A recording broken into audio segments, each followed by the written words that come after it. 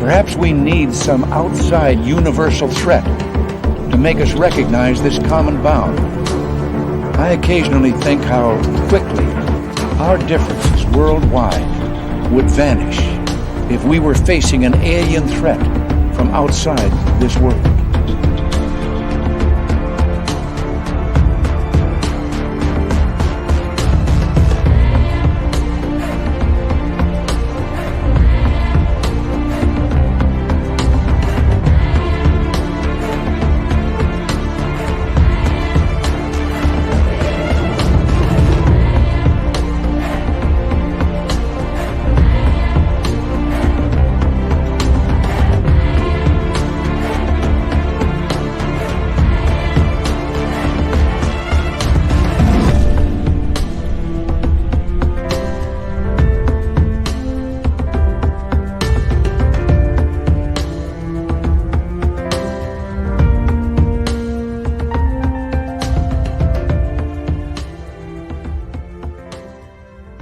Welcome to Spaced Out Radio tonight, the Friday night edition. Hope you're all doing well. I am feeling great, having a great day. And, you know, the one thing I love about this show is when we have guests on who have perfect teeth. Jacque Harmon will be our guest tonight, talking Bigfoot, paranormal, and all sorts of weird, strange stuff coming on up. We also have each and every one of you, race fan in the gold medal position, and B with a silver, and Laura Lobbs taking home a bronze medal tonight. Thank you for joining us. Hi, Michael Morris, Robert Lamoth, and Karen in the Woo Train. How are you? Lightwalkers, James Horn, Chris 716, Road Flare. How's it going? Forrest Louie and Eternity Eternal. Nice to have you here. Lee the Bee, Mama Susan, and Sandy B. What's going on? Jessica Davenport, Lulu Bell, and Tim Mothman. And Tim Mothman's goatee. Two separate entities, two separate area codes, too, just so you all know. Scrolling on down, let's see who is here. Gizmo is back. Gizmo will be signing autographs after the show. Line up to the left of the studio, if you don't mind. To the left of the studio. Amy, Vegas. Oh, how are you, beautiful? We miss you. Really, really miss you. Hope you're doing well. Scrolling on down, let us say hello to Lee Strauss. Yep, Lee has just bench pressed 395 pounds 24 times before coming into this chat room. Jessica McCreary is back. Jessica will be signing autographs after the show. Line up to the right of the studio, if you don't mind. To the right of the studio. Wearing number 14, starting in center ice tonight, Lars Jansson from Stockholm, Sweden. Good to see you, Lars. Scrolling on down. And who do we have? We have Zed Hutt.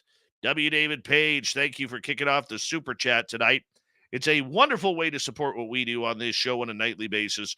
So thank you very, very much. Castle Dude, good morning over in the UK. Yimmy Gonzalez, what's happening? Mr. Cowley, bam, bam, bam. Welcome back to the show. Oh, Mr. Cowley, bam, bam, bam. Loves his spaced out radio. There we go. It's been a while since I did that. Cryptid Search, welcome to SOR chat. As we scroll on down, there's Bar Madison. And who else is here? The Beard Kevin. What's happening? Looking good, my man. Looking good. Millennium, my man. Thanks for coming on in. Doug Shelby is here. The Doug Shelby has arrived, which means we can officially start this show. Forrest Louie, thank you so much for your love and support with that amazing super chat. We very much appreciate everything you do for us, my man, so take good care. And Susan Lawrence in Indiana, thank you for coming on in. And who else is here? Rex Goodrum, what's happening, my man? Scrolling on down, let us say hello to Desert Rat, Operation Shutdown and Dragonfly, Scanman, Algoray over on Twitch, how you doing? And Susan Alloway, thanks for joining us. Hi, Bobbert. And Robert Anthony, how you doing? Political Foolishness. Susan F., good to see you both here. And thank you, Susan, for that lovely super chat. Very much appreciate that kind of love. So thank you very, very much. Hold on. Let's get the radio side going. Welcome to the radio side of Spaced Out Radio tonight. My name is Dave Scott. Jacque Harmon is here. We're going to be talking West Coast Sasquatch. She's on the hunt. Really, she is. We're waiting for Bill WD-40 to enter the room to lube us up for tonight's show as we continue on with roll call here. And let us say hello to Nina Williams and Les Paul Holland. Blue Lightning Cards, that's Travis William Moosetoos. Give him a wave. He always waves back. Scrolling on down, Callie Milk, welcome to SOR Chat. Don't forget to hit subscribe and ring that bell. And we are caught up. There's Bill. There's Bill. Smoothing things out, lubing it up, because you always want to go into a show nice and smooth. You don't want that rigidness. You don't want that. Wolverine, how you doing? Welcome to the show. Remember, the Super Chat is open, and you can shop at our Spaced Out Radio store. We do not have ugly swag, people. Nothing ugly at our store. You wear it out in public. Randy Spurl, Jeff Swenson, how are you? Lord Buckethead, the Soothsayer, how you doing? Do me a favor, everybody. Throw those horns up. Let's rock.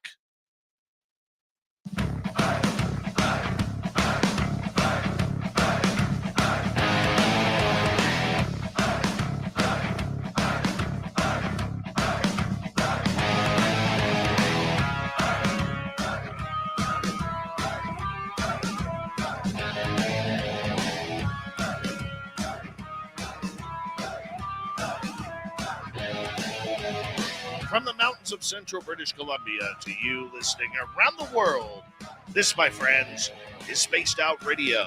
I am your host, Dave Scott, sitting in the captain's chair of SOR headquarters. We welcome you to tonight's show on our terrestrial affiliates around North America, digitally on Odyssey Radio, TalkStream Live, and KPNL. All of our archives are free. Join us at youtube.com/Spaced Out Radio. Do old Davey the favor. Hit that subscribe button. You can follow us on Twitter at Spaced Out Radio, Instagram at Spaced Out Radio Show, and on Patreon in the Space Travelers Club. Our website, spacedoutradio.com. We have a plethora of features for you. Rock out to Bumblefoot, read the Newswire, check out our swag as well. Tonight's show is brought to you by Chive Charities. Help make the world 10% happier by visiting Chive Charities today. You can find them on our website. Yeah, we're going into the forest of West Coast of North America here. Jacque Harmon is here to talk West Coast Sasquatch, aliens, UFOs, and maybe how she keeps her teeth nice and clean. She's one of those people who has those perfect teeth, just drives you nuts. Yeah, she's one of them people. She's one of them. Then, in hour number 3, we got Steve Stockton from Among the Missing. Follow that up. Courtney Marcassani's taking the night off. So Nicole Sasquatch will join us for the UFO report. Let's get right to it, shall we? Jacque Harmon, pretty much known as Jax around the paranormal and Bigfoot community, is hanging out with us tonight. Her interest in the world of Bigfoot, aliens, and paranormal started at the ripe young age of 4 as she started having paranormal activity in her life. And she learned very quickly that it ran in her family. Jackie's dad was not only sensitive to the paranormal, but a huge influence on her life path. Immediately after this began in Jackie's life, her dad started taking her out looking for Bigfoot, and literally they got to spend 40 years in the forest searching all over the United States and into Canada for its existence. Her Bigfoot community growing up was surreal and surrounded by amazing people who had a lot of knowledge about Sasquatch, and they taught her everything she knows. And she has a huge love and respect for the Sasquatch world. Isn't that beautiful? That's a nice, nice bio right there. Let's bring her in. Jacque Harmon, welcome to Spaced Out Radio for the first time. How are you? Thank you for having me. I'm so excited. This is going to be a lot of fun tonight because you've not only had experiences with Bigfoot, you've checked out ghosts since you were 4. You like some aliens. Do you have some aliens? You got aliens? I actually do own some aliens. They're more for like Halloween decoration, but no. I wish I had some real aliens. Who knows? Maybe we're aliens. I don't know. Right on. Right on. An alien.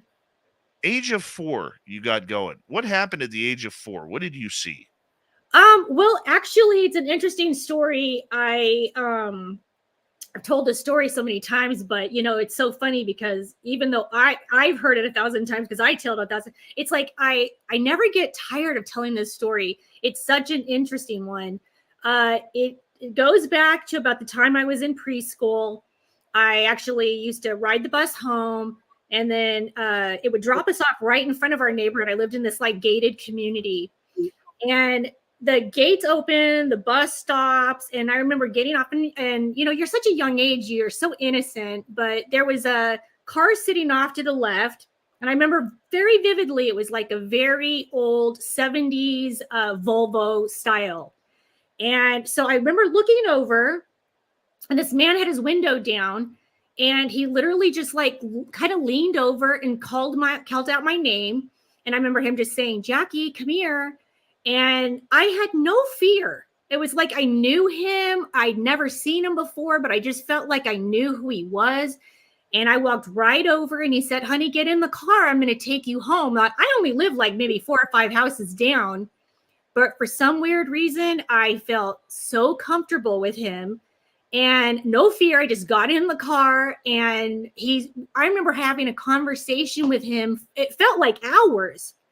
And I remember talking about our lives. He asked me about my parents. We talked about them. He would tell me stories about like how my parents grew up, because my parents actually knew each other when they were very small kids in Mississippi.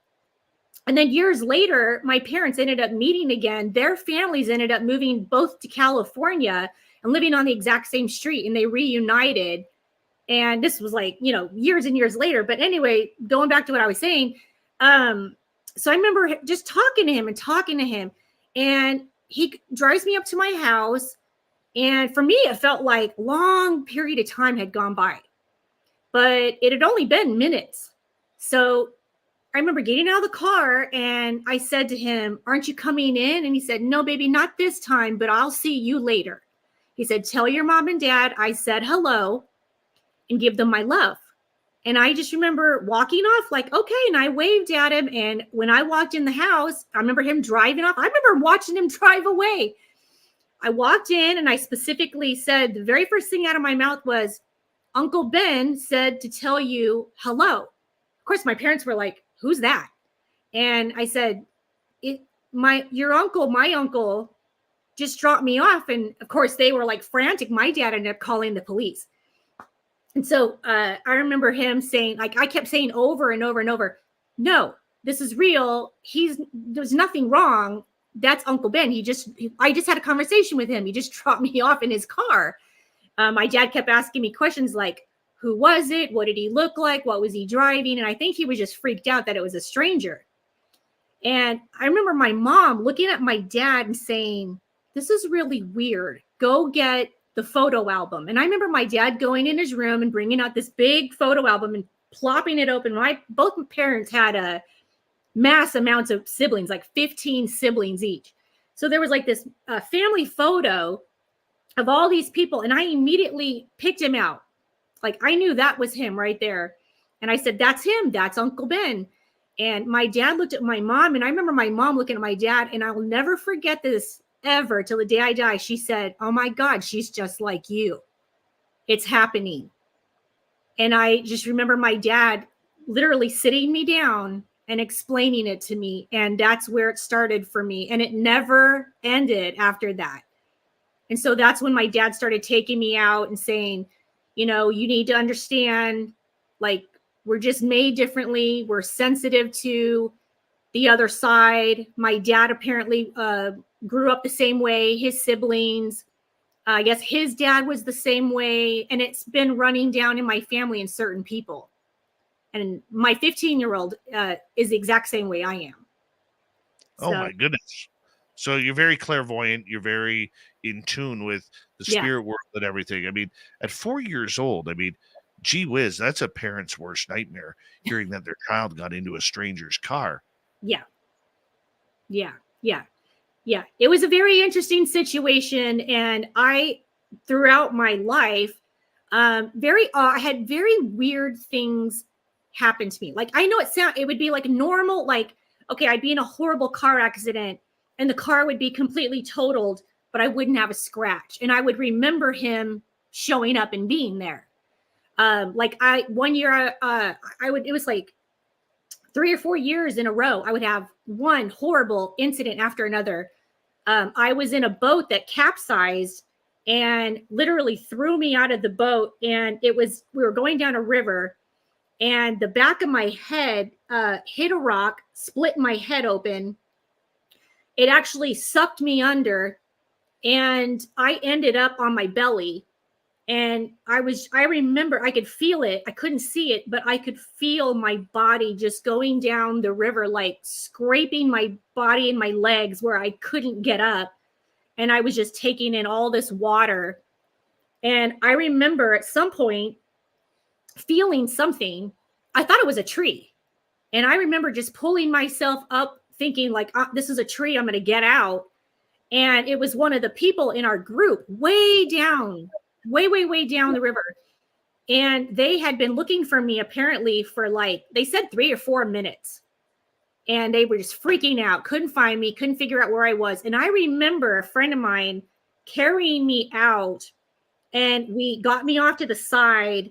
And we were at, now this is like this old, wood mill building that had been shut down for 10 years. There's no reason for anybody to be there. I was literally laying on the side of the dirt road that went out, and they had this gate at the end, and it was probably 200 or 300 feet long, this dirt road. And there was a gate at the end of it that I could see, and it was locked. And we were thinking, how are we going to get out of here? And out of nowhere, Dave, this truck pulls up. This white truck pulls up to the gate. This guy unlocks the gate and drives all the way down. And all he does is gets out of this truck and picks me up, puts me in the truck. And so my friend's kind of speechless. He doesn't know what to say. And he's just thinking where'd this guy come from? This place has been closed down for years. So weird that he would just show up, right?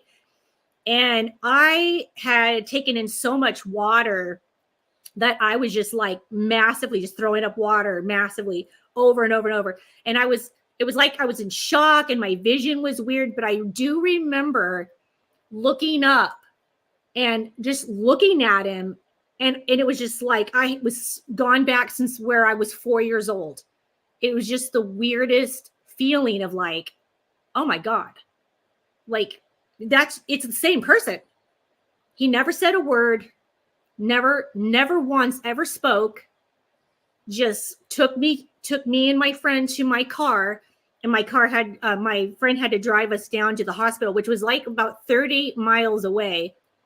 And Dave, I swear, when I got to the hospital, honest to God, I bet there were probably a dozen doctors in my room. And they said, we don't even understand how you're alive. Your vital signs are so far below where they should be that we don't get it. What is going on? And, I was just in massive shock, and I had this really weird, reaction to it. And I was frustrated that I couldn't get my words out. It was like my brain wasn't working with my mouth. And I just remember them saying over and over, how are you even alive? We don't get it. And more doctors kept coming in and checking and talking to me. And I just remember him being there. So he's obviously watching over me. And it's been multiple things. I've been in car accidents where the car would be totaled. Nothing. I wouldn't have a scratch on me. I fell off a mountain cliff, broke my back, and laid there for 2 hours waiting for emergency to come get me. I remember him being there. It's just it's like your guardian angel who has a truck. Absolutely. 100%. Absolutely. Completely. And always with me. Well, first off, let's make sure that I will never travel with you. Okay. Hey, you'll be protected. I don't know about that one, but I'm not taking the chances because I don't do water. I don't do the oceans. Okay. Because you never know when Jaws is going to all of a sudden jump up. So I just stay. It's just safer to stay away. I'm all about living. Yeah, I like the whole Knocks me down. exactly. I want to ask you, how did you go from that you mentioned in your bio that your Mhm. dad and you had a real keen interest of going to look for Sasquatch. What led to this love of going out in the forest? Well, my dad actually started having Bigfoot experiences when he was young. So that was something that my family was already very involved with.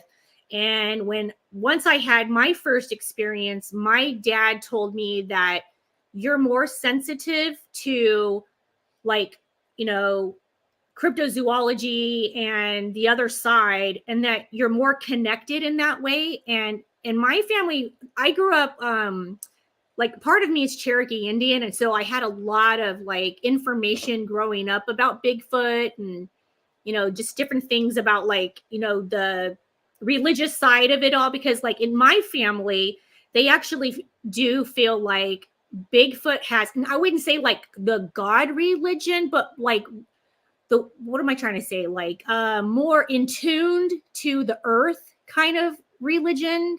You know what I mean? Like, not so much religion. What's the word I'm trying to say? Mm, um, I don't know. I'll get back to that.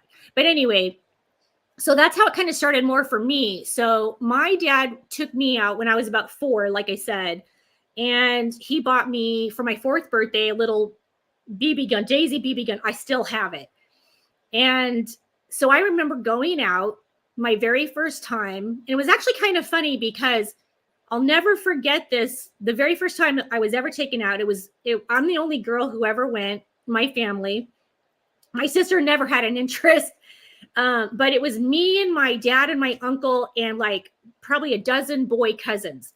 And I remember we all like got to this place way out in the woods, and everybody was getting their guns ready and everything. And I think, if I remember right, we were quail hunting or something like that. And so I'm standing there at the back of the truck, and they had all these guns. I'll never forget, like, all these guns lined up. My dad, my uncle had this massive collection of guns, and they were all lined up on the back of this truck. And I think they're so used to being out there by themselves, they forgot I was there. And so they all wandered off, and I'm standing there like, where did everybody go? And so, I'm thinking like, oh, because my dad he taught me how to shoot the Daisy BB gun. So I thought, well, I'm going to go hunt. I don't know what in the world I'm thinking. I'm this little tiny kid. And I remember picking up this shotgun, and because I had heard something really weird. Okay. And I'm like freaking out. And so I decide I'm going to pick up this shotgun and I'm going to shoot whatever's there.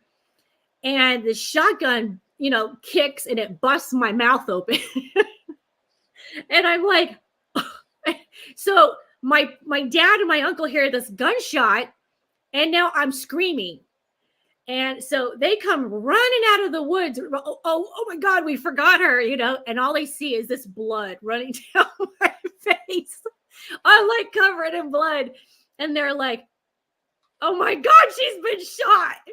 And I'm like, no, I like picked up the gun, and my dad's like, oh my God. And my mom wanted to kill my dad. But that's where my very first experience of going out and looking started out. Like, my dad and my uncle going out hunting. And then while we were out there, we would always camp for like days. Sometimes we'd stay out there for like a week. And that's where it started. We would start doing investigations in the day. We would do investigations at night. And they taught me like what to look for. And so it just all became very like second nature for me, knowing what to look for, knowing certain smells, just, and that's just how, like, I guess it's just like such a normal thing for me. It was like, other kids would go do soccer and I was out in the woods looking for Bigfoot. Hey, whatever suited your fantasy, right? Yeah. I mean, but I mean, you're one of the lucky ones. You had, that family support that was something to do. With this career, not a lot of people do that. We have to find it on our own, and here it was presented to you like on a silver platter, which is really kind of cool. I mean, looking back, because we got about 4 minutes to go here before we go to break at the bottom of the hour, looking back, and then looking to where you are now, Mhm. that's a pretty interesting life. That's a It pretty is fun life. very I mean, that's a lot of good memories. amazing memories. Absolutely amazing memories. Unfortunately, my dad passed a couple years ago, so I took about a year and a half off, just for healing. And I did go out one time hiking, looking, and you feel so kind of like displaced for a minute, but then you start realizing like this is what he would want me to do, just keep going and enjoying myself. And so that's what I do now. I just enjoy myself out there. But What I'm very is lucky. I am very lucky. what is the love of it for you? I think for me, there's something about like just being in nature for me that I absolutely love. It's like a second home for me, like it started at such a young age for me that I feel like I almost feel in more of a comfort level when I'm out there looking than I do at home. Mhm. You know, my parents, I was very blessed because my mom was a huge supporter in this. And so my mom would go out and we would do camping trips as a family. She never got into the Bigfoot stuff. She would say, "I'll stay at the camp. I'll watch the camp." She was a kind of more afraid. My sister wasn't into it either. But I had a very, very close bond with my dad. And we were just two peas in a pod. And he was into every single thing I do. And I think that just trickled down into me. And it's just my happy place. I love it. What's the best thing you've ever seen out there? I actually had an experience about 3 years ago. I actually went out with a friend of mine, actually that lived up in Reno. It was very interesting because it was right around the time I started West Coast Squatchers. I called him up and I had invited him to go up to Willow Creek where the Patterson Gimlin film was done way back when. And I said, let's go up, let's go camping and go check out that area. And he was so excited. So I actually left where I live, San Diego, flew all the way to Reno, picked him up, and then we drove all the way back up to Willow Creek. We stayed about 3 or 4 days, and it was in the middle of winter. But we had the most amazing experience I'd ever had. The very first night we camped, we were actually trying to get up to the exact spot of where the film took place, but there was an avalanche that came down on the road. We could not get through. But we ended up hearing like really crazy sounds. And so we decided to move back up into this area where we could hike up. So we camped, we went up this hill, and we found these trees where, I mean, it's pretty obvious, like this had to be a Bigfoot because this is not a natural thing. But there was this massive tree, I would say, I don't even know how long it was, but it was big enough to where it was picked up and literally went through like a tree. Like I can't even explain how it goes, but it's like it was intertwined, like woven through and snapped, went straight up and back down. I actually have a picture. I think it's a picture of me on Facebook. But and then when it comes back down, it intertwines back through, and we found tree structures and then like A-frame things on the ground, and then all these different things we were finding there. But we ended up seeing something, and I thought that it was Bigfoot, like literally standing there staring at us. And I said, I think we just caught that on our camera. So Nice. Very nice. I'm going to get you to hold on right there because I'm excited about this story. And anything to do with Sasquatch, I get very excited. Because it's so much fun being out in the forest, looking for monsters like Bigfoot. Jacque Harmon, West Coast Sasquatch hunter. We're going to find out where they are and continue with her stories right after this. Stay tuned. Spaced Out Radio continues right after this. Hello, Poncho Zorch. SG Nav Spotter, how you doing? Donovan, yes, she probably does have photos of Bigfoot or video, but because we are on radio and YouTube is secondary, I never ask people to bring their evidence. Sometimes they do, sometimes they don't. I really don't care. Jeremy Jones, how's it going? And Vanessa, thank you for joining us. Who else is in here? We're up. We're caught up. Asteroid, what's happening, my man? Blue Cruz, how you doing? Hi, Randy Spurl. What's happening?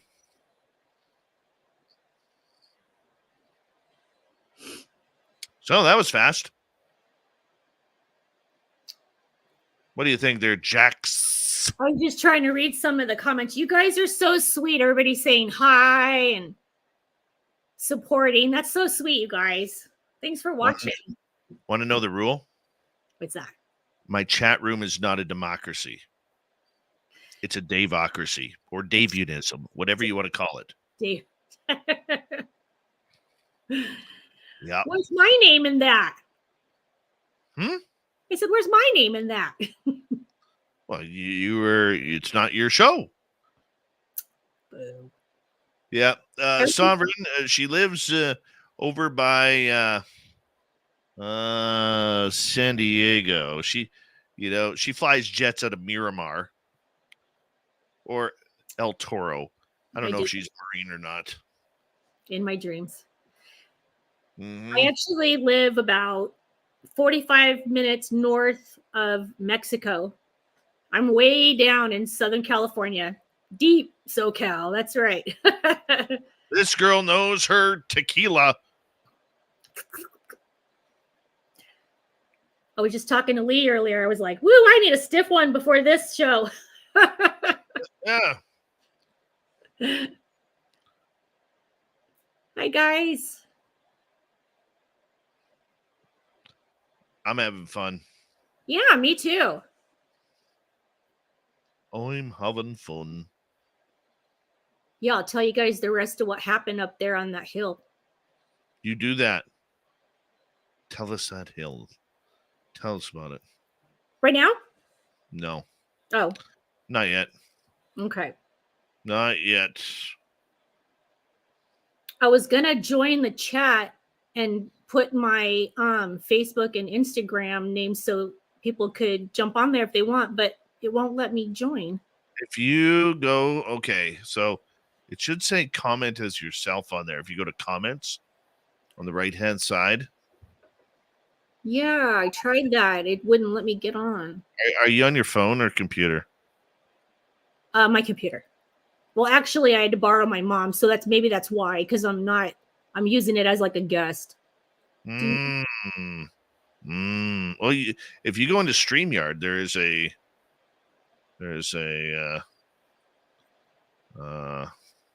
if I answer these people, can they hear me right now? Yeah, they can hear you. Yeah, actually, I love when people ask me questions about stuff. Do I believe that Bigfoot and alien are the same and related? I think they're interdimensional. And I do believe that Bigfoot and alien are very connected. 100%. Mm-hmm. And the reason why I say that is because my dad and I had multiple experiences. I was just telling Lee about this, and I think you guys might have even talked about this. I'm not sure.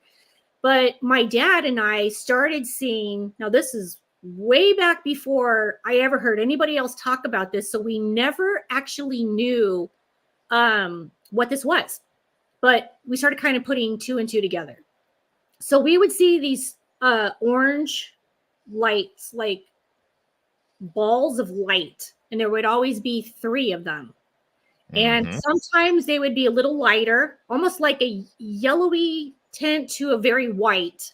tent. But we would see these 3 orange lights, and it would always be real high up, like in a line, or they would spread out and then come back together. But we would see them like all over the country. We traveled everywhere.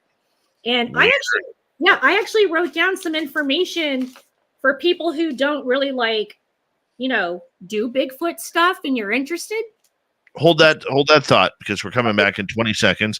Thank you, W. David Page, Forrest Louis, Susan F., and Gizmo for the super chats. Very much appreciate the love and support. And we're going to continue on here in like 5 seconds. Shop at our Spaced Out Radio store. No ugly swag. And here we go.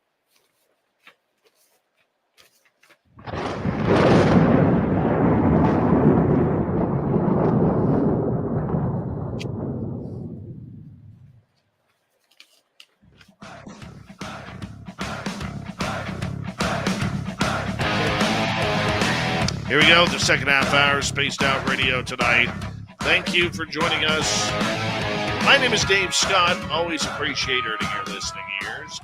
Reminder to all of you that if you miss portions of this show or others, you can check out our free archives by going to youtube.com/Spaced Out Radio. Do me the favor, hit that subscribe button. Our website, spacedoutradio.com. We have a plethora of features for you. Rock out to Bumblefoot, read the news wire.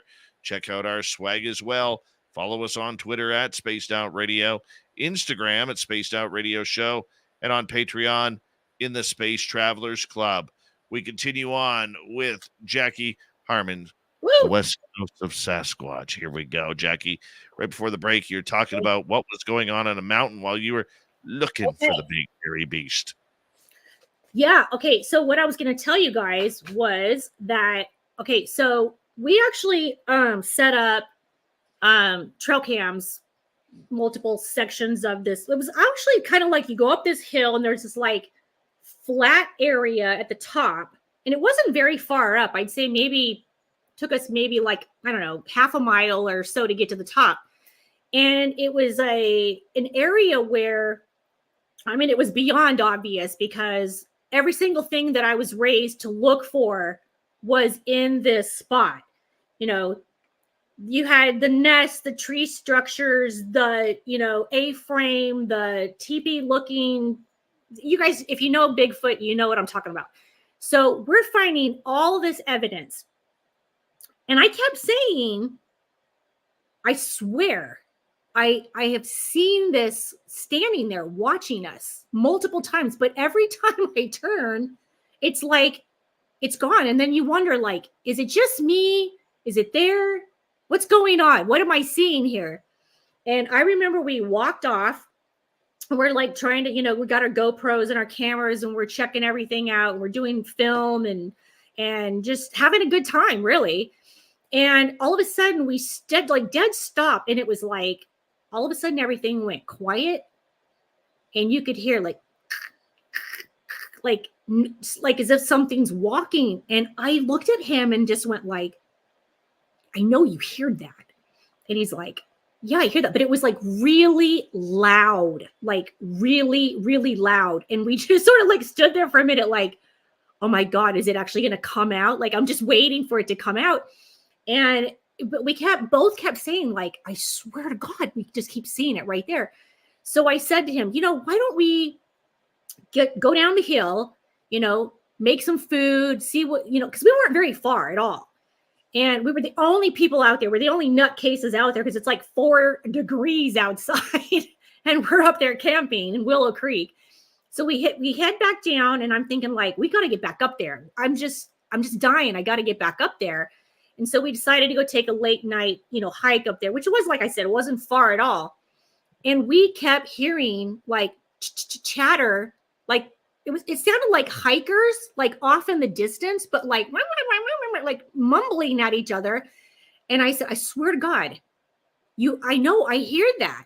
And you could hear it was like multiple people talking to each other. And I think he kind of got a little freaked out at first. And I said, well, I'm not going to stand up here and wait for it to come at me. So we're going to head back down, because it never did come out. We get back down there, and it's really late. And it's kind of funny, because I had this amazing tent that I was going to take. And he's like, no, I got it. I got this covered. And so he goes to pull out the tent, and I'm like, where's the tent? And he's got this like old tarp with holes in it. And I said, okay, that's going to be like what, the floor? And he goes, no, that's the tent. And I'm thinking like, it's 4 degrees out here. I'm going to die. So we put this thing together, and I slide into my sleeping bag thinking like, I'm going to freeze to death. I'm never going to see Bigfoot. I'm going to die right here. And he got so cold. He's off on his cot and I'm off on mine, and I'm like shivering. And I finally settled down, and I remember I must have fallen asleep, and I remember waking up to this crazy weird sound of like, the only way I can really explain this is like a styrofoam cup being like drug across a street. Just literally like you can hear movement of something moving, but the styrofoam cup just went, but you can literally hear the styrofoam. It was the weirdest sound. And I just sort of like laid there thinking like, what is that? Am I literally hearing this? Now, you got to remember now, he's scared out of his mind. He went to his truck. He left me. And he's locked up in the truck with the heater on. And I'm out there like shivering like a crazy person. And I get back in. So later, it's like probably 2 hours later, it's like daylight now. I get up and I go over there and I say, you're not going to believe this weird noise I kept hearing. And he said, Jesus, did it sound like a styrofoam cup? And he said, how did you hear that? You were in the truck. And he said, it was so clear. I kept hearing it. Like he said, it sounded like it was going around circles around the truck. And the truck was right outside the tent. And I thought that was the weirdest thing. But that was a very weird experience that I had that I never had before. That was a new one for me. Oh my. You know, when you're out looking in the forest, what kind of clues are you looking for? What do you hope to see? How do you know you're in an area? Well, when I first go out looking, the clues that I'm looking for are things like, you want to look for branches that are high enough that look like they've been snapped. Now, there are going to be some animals, small animals, or even bear that might walk by and snap something. But when you see something pretty high up, snapped or broken, you can kind of tell like, something's going on at a higher rate, you know what I'm saying, like a level of like height. And other things I'm looking for are nests, Bigfoot nests, tree structures, which I don't know why, but I find them like pretty much almost everywhere we look. We will eventually find some kind of tree structure. Like I said earlier, the intertwined, weird, unnatural trees that it's just not going to happen. And nature's not going to do that.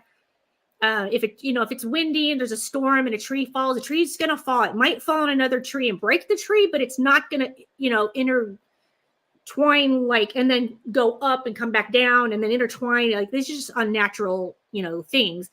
So mainly those are the kind of things that I look for. I was going to tell you guys, I wrote some stuff down so I could tell you guys, I've been thinking about, this is so funny too, because I've been thinking about maybe doing just a podcast show, trying to teach people just sort of simple things to go out and do. There's so many people they'll ask me about things, but other things that I look for are, the audio of what you hear. You're always wanting to be listening, sounds, walking. A lot of times, when I'm walking through the woods, my dad and I would hear things walking. It would sound like something's walking next to you, but a little bit further out, but pretty close to where you're walking. You can hear them walking. You stop, they stop. We've heard that multiple times. Tree knocks, we'll hear things like that. Different kind of whistles, like whooping. I don't know if you guys, anyone on here who doesn't do Bigfoot stuff, you will actually sometimes hear them whoop to each other. And Yes. so those are things that we look for. Footprints, that's one of our number one. We're always looking down on the ground. Interesting enough, I don't normally try to find things. I know a lot of people will look for scat. That's not something that I normally look for. It's like, to me, it's like, you're kind of grasping, I think, at like trying to, take something like that. But a lot of people do. Spiritual, earlier I was saying religious, but the word is spiritual. It finally came to my brain. But I call it like a Bigfoot stick. Like if you go to, say, like a sports store or even a gas station. I get these at gas stations all the time, like Love's. If anybody knows, like those big gas stations, they have these little bats, really strong little short bats. I always have those with me. Take those everywhere. That's what I use for my tree knocks. They make the best tree knock sound. You got to take something really good, because honest to God, they'll break. You hit it one time, it snaps, you're done, and then you're looking for a big stick. But honestly, like I consider myself kind of like a cryptozoologist, but honestly, Bigfoot's really, and aliens, those are kind of mainly my thing. I'm very involved in the paranormal community as well, but Bigfoot's my passion. I love it. For me, ghost hunting is like more of like, I take my friends out and, enjoy doing things like that. But Bigfoot for me is just like a comforting place to be. Like, I don't know if it's like some weird connection with it or something. I don't know. I don't know what it is. But you know what? That's your happy place. It is my we're all allowed our own happy place here. And when you are in an area, I always find it funny, because I know a lot of hunters in my area. Yeah. And a lot of them have stated, I've been hunting for 28 years. I've been hunting for 15 years or 45 years. And I've never seen anything. I don't believe it's out there. Oh, you don't? No, I personally do. I'm saying what a lot of hunters state. Oh, yeah. Oh, yeah. And if anybody would know about it, I would know about it, kind of sarcastic type answer. Why do you think so many outdoors people, hunters especially, haven't had encounters with this creature? To be honest with you, I've actually had, my dad would take me, like I said earlier, all over the country, and people would approach us. And we would actually end up meeting a lot of people who were hunters. Like they weren't out hunting when we were there, but like we'd be in town, and then we would talk to people, and they would ask us like, oh, like, like locals and stuff, we'd like talk to them.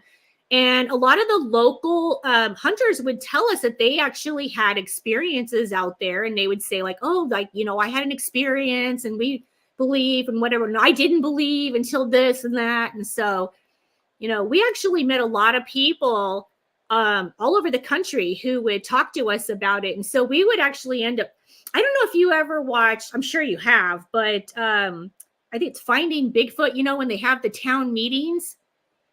We sort of kind of like started that back in the day. We used to have those little get-togethers in like these little towns.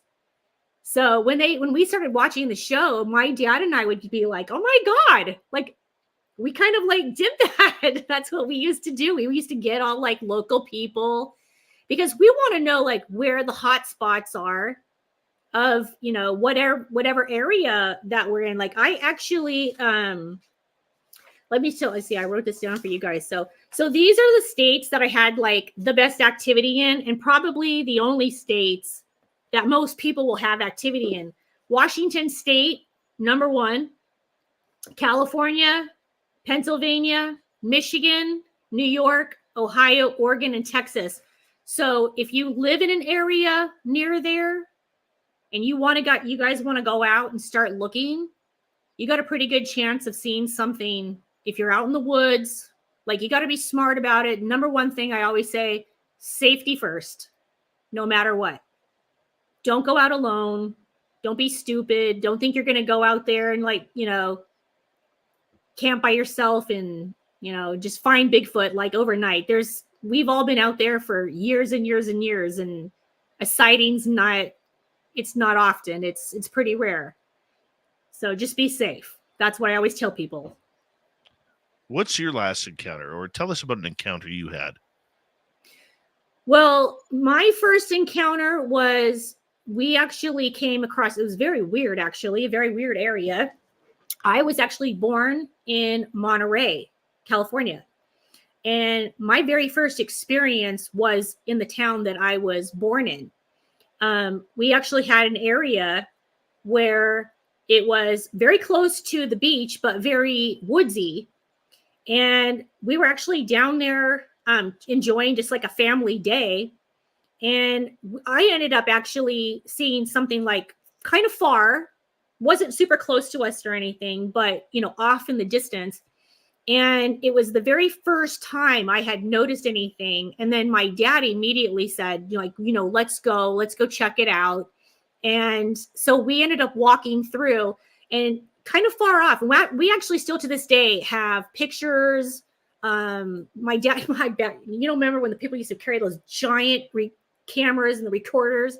I actually still to this day have like VHS of like footage of different things wandering around, but it was like children.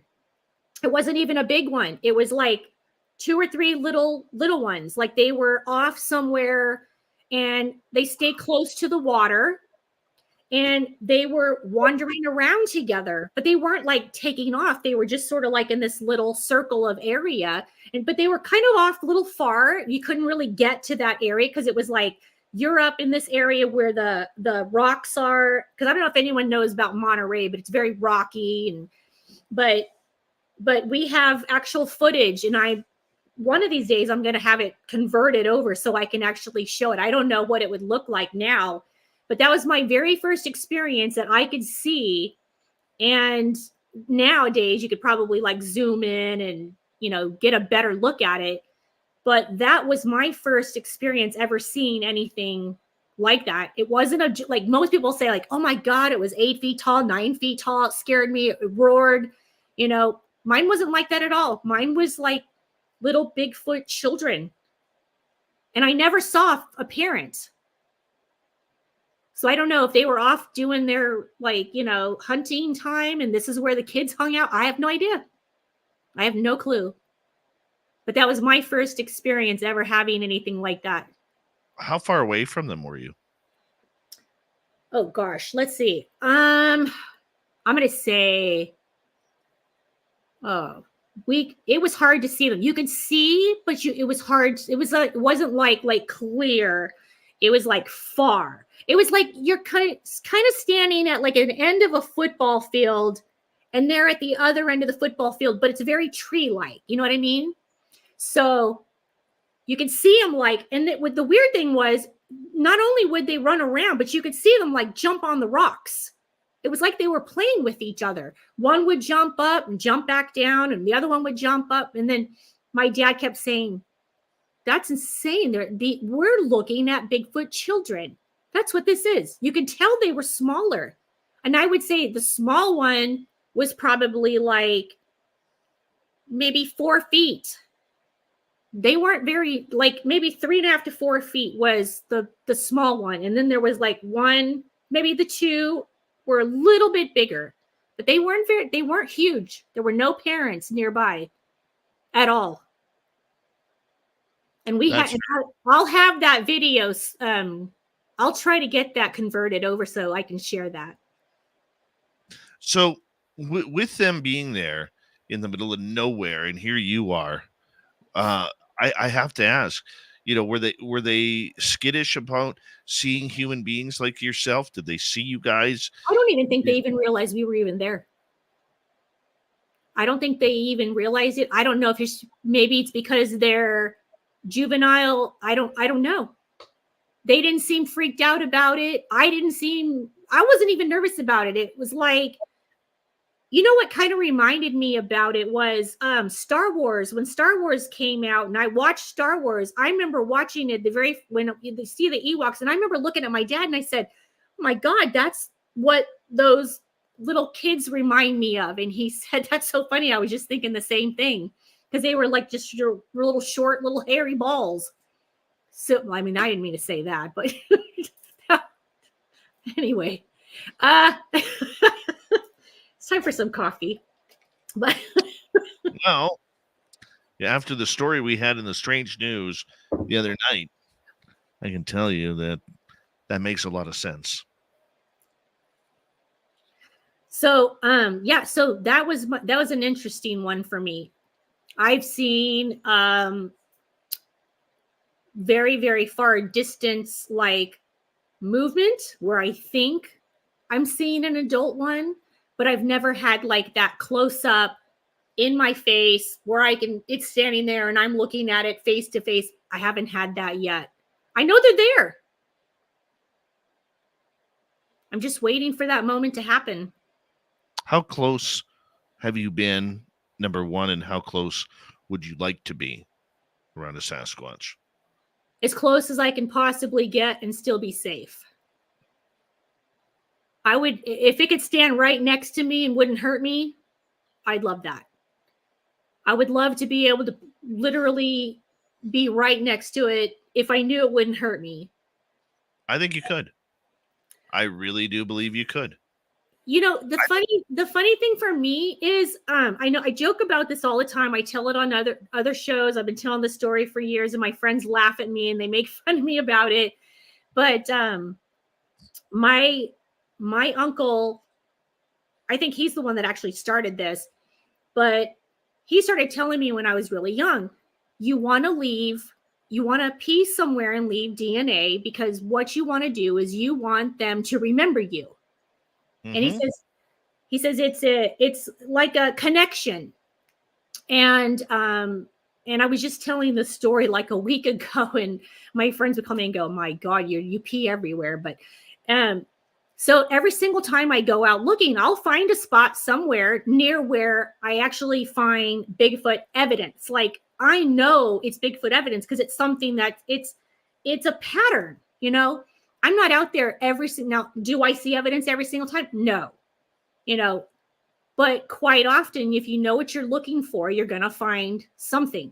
You have to go to areas that are hot spots that, you know, people have had experiences. But that's what I'll do. I'll find a spot, and what I'll try to do is leave it near where I know they live. If I know there's, you know, like a Bigfoot nest or structure of some kind, I'll do it as close to it as I possibly can. I actually feel like they remember the smell when you go back. Because when I go back to the same locations is when I have more experience every time than the last. I think they really do remember people and their smells. I believe that too. You know, when we go to our gifting site, as we got about 90 seconds to go here, when we go to our gifting site where we've had encounters, we do everything the same. We park in the same spot. Our campfire is always in the same spot. We do everything the same to try and form those patterns of comfortability. And then we don't go searching for them. We go looking around. We don't go searching for them. We let them come to us. And I think that's one of the accidental mistakes that a lot of Sasquatch researchers and enthusiasts make, is they think you have to take all these deer trails and walk all these rugged cliffs. No way. If you're in an area where they are, stand still. They'll find you. It's like a rescue. You know, they always tell you, if you're lost in the forest, don't go wandering, trying to find an exit. Just stay still. That's right. You know, and with Sasquatch, it's the exact same thing. And I'm so glad to hear that you agree with that, because absolutely, we've had incredible encounters doing nothing but just standing there and waiting and waiting and waiting. And sometimes it takes weeks. They're just curious about us. They really are. Very true. Very true. Jackie, I'm going to get you to hold on right there. Hard to believe we're already through 1 hour here on Spaced Out Radio. Researcher, experiencer, enthusiast, Jacque Harmon is here on Spaced Out Radio. We are talking Sasquatch. Maybe we'll throw in a little bit of aliens and paranormal too. I haven't decided yet. We'll try. Always good to sprinkle a little aliens and ghosts on the menu. Spaced Out Radio is hour number 2. Continues right after this.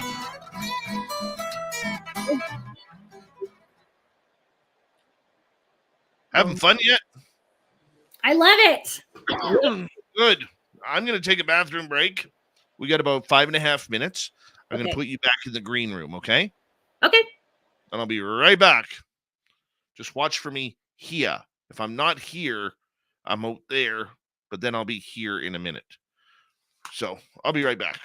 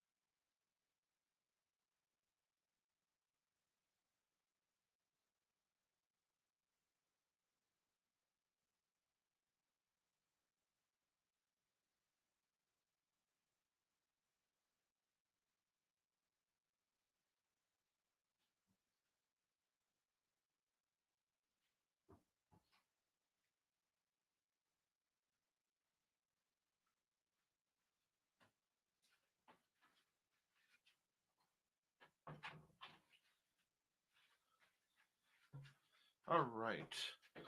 Dave is back. Hey, badass Billy Gunn, Michael Smith. How you guys doing?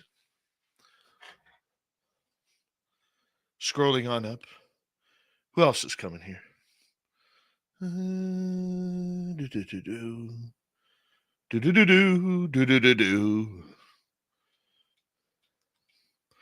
bring Jackson. Mentira, how are you? Scott S., welcome.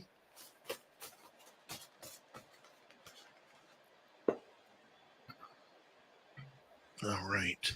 Reminder to all of you, join us on May 10th through 12th, 2024 at the Silver Legacy Casino and Resort in Reno, Nevada for the 3rd annual SOR fan party. You can reserve your tickets at info@spacedoutradio.com, info@spacedoutradio.com, and you can join us. $100 for VIP, $60 for regular tickets, and we want you there. Everyone's invited.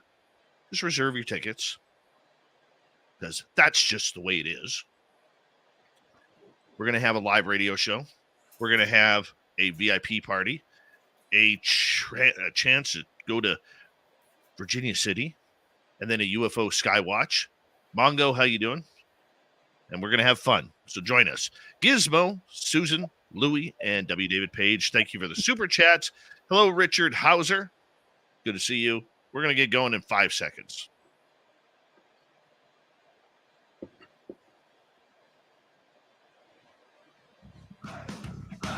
You're listening to Spaced Out Radio with Dave Scott.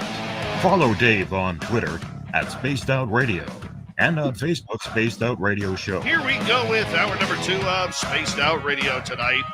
My name is Dave Scott. Always a pleasure to broadcast the weird and strange to you, like Bigfoot, Sasquatch. Reminder to all of you, or let's just say hello to everyone listening in on our terrestrial affiliates around North America, digitally on Odyssey Radio, TalkStream Live, and KPNL. All of our archives are free. You can join us at youtube.com/Spaced Out Radio. Do old Davey the favor, hit that subscribe button. The Desert Clam has set the password for tonight in the SOR Space Travelers Club. Kamek. Kamek is your password. Use it wisely, Space Travelers, as the Clam sets the password each and every night right here on Spaced Out Radio. Our website, spacedoutradio.com. We have a plethora of features for you. Rock out to Bumblefoot, read the news wire, check out our swag as well. Follow us on Twitter at Spaced Out Radio, Instagram at Spaced Out Radio Show, and on Patreon in the Space Travelers Club.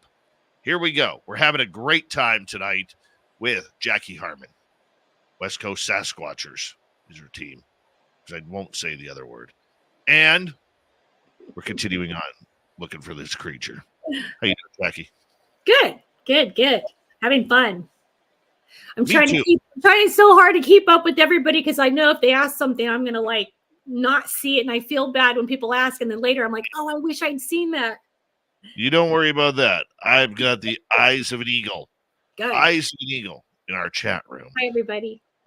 Have you ever had an instance in the field looking for Sasquatch where you've had paranormal activity and or UFO activity or anything strange? At the same time? Yes. Yes, multiple times. That's why we believe that Bigfoot and alien are interdimensional beings, and they're very connected. So, we actually feel like that's the reason why we see the orbs. It's paranormal connected, alien connected, and I kind of feel like it's all just intertwined and, very connected with each other. So yeah, I actually have had that. My dad and I started seeing orbs way back when. I don't remember what year it was, but it was really way back when I was young. And they started coming like more towards like where we were, and they would go above us. And then they would kind of shoot off, and then you'd see like spears and more orbs, but they would always be 3 in a row. And so that I feel like that's something that's very alien connected, but also very Bigfoot connected. But we have had personal things where we see like night sky watch. I grew up doing that as well. You know, when you're out camping all the time, you're, you know, constantly sky watching. But we started seeing like, you know, UFOs, UAPs, whatever people want to call them now. And then, you know, you would actually have different weird things happening, not only like while you're out, but then you would have weird situations at home. Like one of the things that I experienced growing up were strange dreams. I still have those. I would have in my dreams where, you know, because we actually used to call out to them. I was like told, like, if you call out to these UFOs or aliens, so to speak, that they'll come, you know, like, so this is something that we used to do. And I remember growing up doing that. And you know, we'd go out and somewhere way out on some mountain somewhere and call out to them. And then you would see things like different shapes, different lights come on, come through, come close to us. There were some that came so close to us, like they would change color. And you would see things like shoot by so fast. Doesn't make any sense. It's obviously nothing that's, you know, from, you know, us. It's nothing military. So yeah, I've definitely had multiple things happen where you see things. We have things on video. And matter of fact, in California, I don't know if you're aware of this, but there are these things, they call them like drones, but they come in, they'll, like, if a aircraft or a jet or a plane or helicopter, can be anything. And then these alien drones will shoot and like get really close to it. And it'll only stay for a second. And sometimes it'll just go real fast and leave. And we actually have those on video here. And they happen a lot near the ocean. If you're anywhere and you live anywhere near Southern California, especially, we've caught those on camera multiple times. What do you think they are? I mean, I 100% believe in UFO aliens, and I do believe that they were here way before us. I think they've always been here, and I think they're very curious about what it is, what's in their sky space, because I feel like it all belonged to them before it ever belonged to us. And I think it's them wanting to know, like, what is it? You know, I know I grew up being told stories about like UFOs and aliens would appear near military situations, like if they were fighting, and UFOs and aliens would come close and stop things from happening. And, you know, these are things that I think I've actually like experienced, you know, hearing. And then I've had other people in the military. My ex-husband was in the military, and he would tell me that he heard stories that this would actually happen, and military people were reporting these things happening. So, wow. You know, yeah. I think it's happening all over the world. I think it's happening all over the world too. And I mean, this is something that it affects everybody. And it's one of those mysteries that is now kind of being in the forefront of everything. Getting back to the Sasquatch though, have you ever encountered other cryptids while you were searching for Sasquatch? The only thing that I remember really having an experience with was we were camping. I was probably in my early 20s. I was with my family. We were actually way up in Northern California again, and it was in the middle of summer. And my dad said he kept hearing this almost like whiny baby cry, and nobody else could hear it. I couldn't hear it. Nobody could hear it. And he kept saying over and over, I hear something weird. It's got me nervous because what if it's a child? And it's, I think sometimes things take on these innocent voices and cries to get you as close as they can. So he said, let's go check it out. So of course I walk off with him. My family, they're not really, like I said, into what we do. So they stayed behind and we walked off. And as we were walking up this path and this hill, it kept getting louder and louder. You could tell you were getting closer. Mm-hmm. And it was getting really dark, not dark enough to where it was pitch black, but, you know, pretty dark. And we remember seeing, it was almost like, it looked kind of like a very deformed, like what you would imagine a wolf look thing. I don't even know how to explain it because I don't even know what it was. But that was the only time that I had an experience of something where it was like, I don't know what that is. My dad didn't even know what it was. It kind of came out of nowhere. It stopped. It stood there. It stared at us. It gave us the willies, but it just sort of like kept going. And outside of that, the only other experience that I had cryptid weird, other than Bigfoot stuff, was I was actually on a trip to New Orleans. That's a couple years ago. Good friend of mine, I think she was on your page a couple days ago, on Nation. Yes. Her and I were on a trip. We were in a car. Well, we were in her car driving from California, or actually Arizona, to New Orleans for a wedding. And out of nowhere, now we're on like the main road. We're on like, I don't know, 10, whatever road we're on. And out of nowhere, her phone says, take this exit. And she says, my phone says, take this exit. And I'm like, I'm not getting off the main road. And she says, no, my phone says, if you take this exit, it's like 30 minutes and we'll be there. And I said, I don't think we should get off this road. That's weird. So she talks me into it. I take this exit the whole time, like second guessing it. But I'm like, all right, we'll take the exit. She's got me convinced now. Instead of an hour, we're going to be there in 30 minutes. So we're tootling up this one lane road. And all of a sudden, we start seeing these weird, uncomfortable, weird things on the side of the road, like just a crap ton of animals standing, like live animals standing on the side of the road, just staring at us, like as if they had lined up, like they knew we were coming. And we're looking at each other like, what is this? It's just the weirdest thing. And so we kind of slow down because I'm now worried, like it's all these deer and stuff. And so I say, let's slow down. I'm a little worried now. We're going to hit a deer. Something's going to run out and we're going to hit it. So we're going like maybe, I'd say 35, 40 miles instead of like, 80 like I'd normally be going. And all of a sudden she sees this sign and it says Pet Cemetery. And so now we're kind of like joking about it. And we're like, oh God, yeah, that's all we need in the middle of no man's land out here in one lane road in Texas.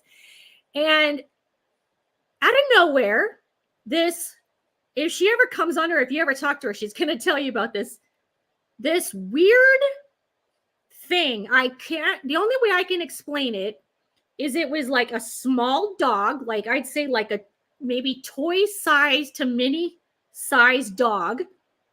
It looked like a black, maybe, God, it's hard to explain because it's so weird. It's like a shadowy dog that got electrocuted, but yet you can see right through it. And its legs, like, you know how normal legs will be, like all four legs were like this, like broken and back. And it walked in front of our car, never even cared that we were driving, never looked at us like we weren't even there. And it just kept walking across. And we just sort of stared at it like, what are we looking at? And as soon as it walked past, we just sort of like got silent for a second. And we both looked at each other and went, what was that? Well, she still to this day calls it like the fluffy, cute dog or whatever the heck she calls it. I can't remember it. And I keep telling her, it's not cute, it's not fluffy, it's not adorable at all. It was creepy. But that by far was one of the weirdest things I'd ever seen in My my goodness. life. And if you talk to her, you'll have to ask her about that story. But it was just me and her. And she said, that's the weirdest thing I've ever seen in my life. And I said, yeah, I got to say, that's the weirdest thing I've ever seen too. So I don't know if anyone's ever seen anything like that before, but if you have, I'd like to know what it was. But it was strange. Didn't even acknowledge us. Like we weren't even there. I bet. I that's weird that it didn't acknowledge, but yeah, cryptids seem to have a habit of that. It's like their own in their own little world, so to speak, pun intended, and they don't even seem to acknowledge the human that is around. It's so strange when that happens. I've heard stories with Sasquatch like that, Dogman like that, gnomes like that, and many others. It's so weird. Yeah. That's funny that you would say that because when you said that, it reminded me of something that my grandfather on my mom's side, Indian, and I remember him telling us all these different stories about things like that. And I remember him teaching all of us kids about how all the time periods are all existing at the same time.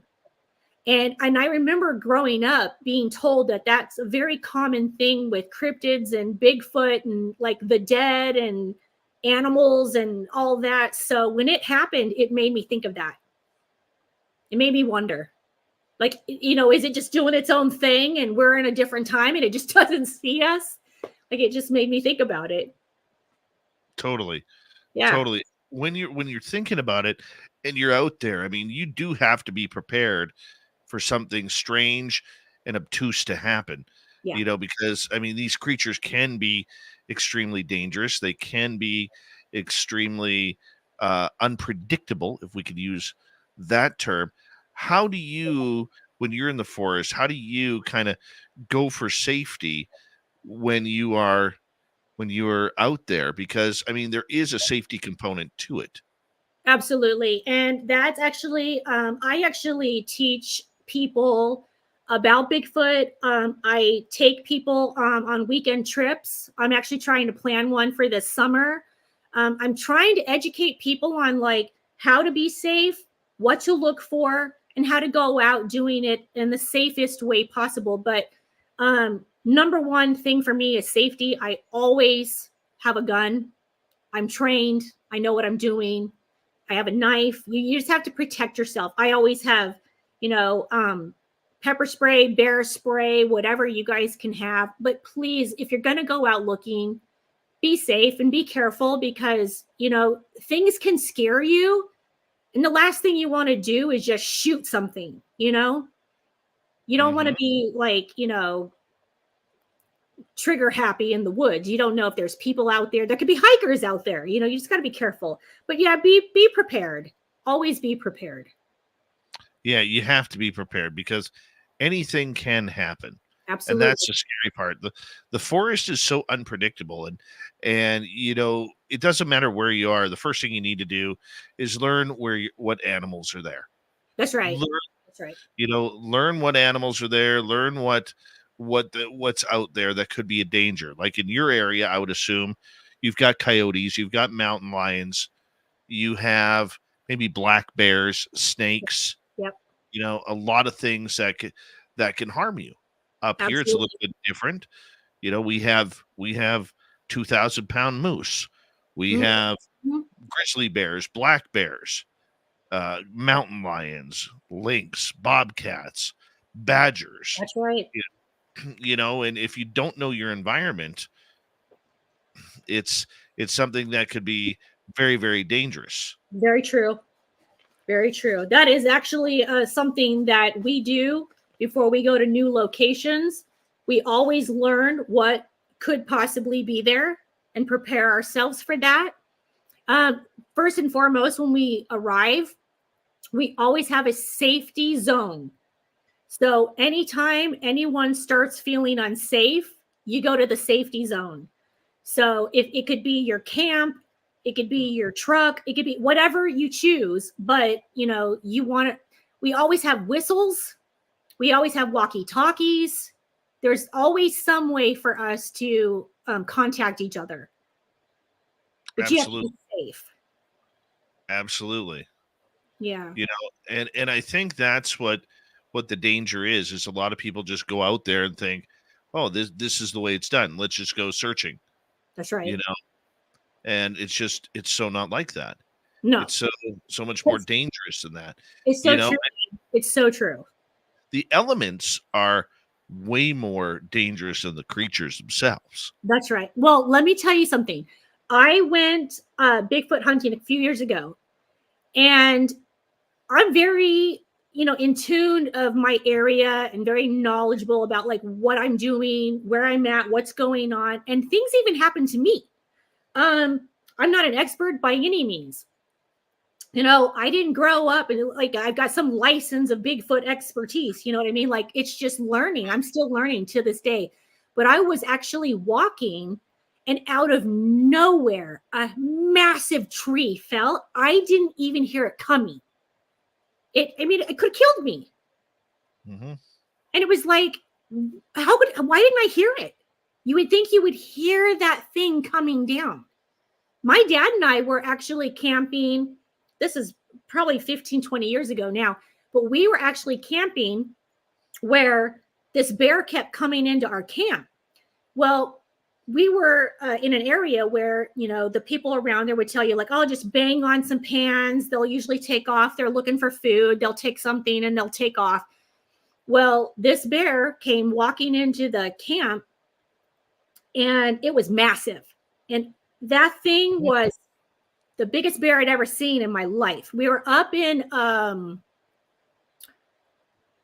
like Sequoia National Park area and California.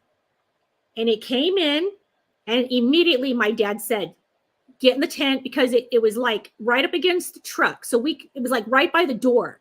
So normally we would get inside the truck. Well, we couldn't get in the truck. So we said, get in the tent. So he grabs his gun. I go in the tent, and he's like, well, you know, I grew up with this. So, you know, I know to be dead quiet. So I get in, and it's like, I'm shaking like a leaf. I feel like it can hear me breathing.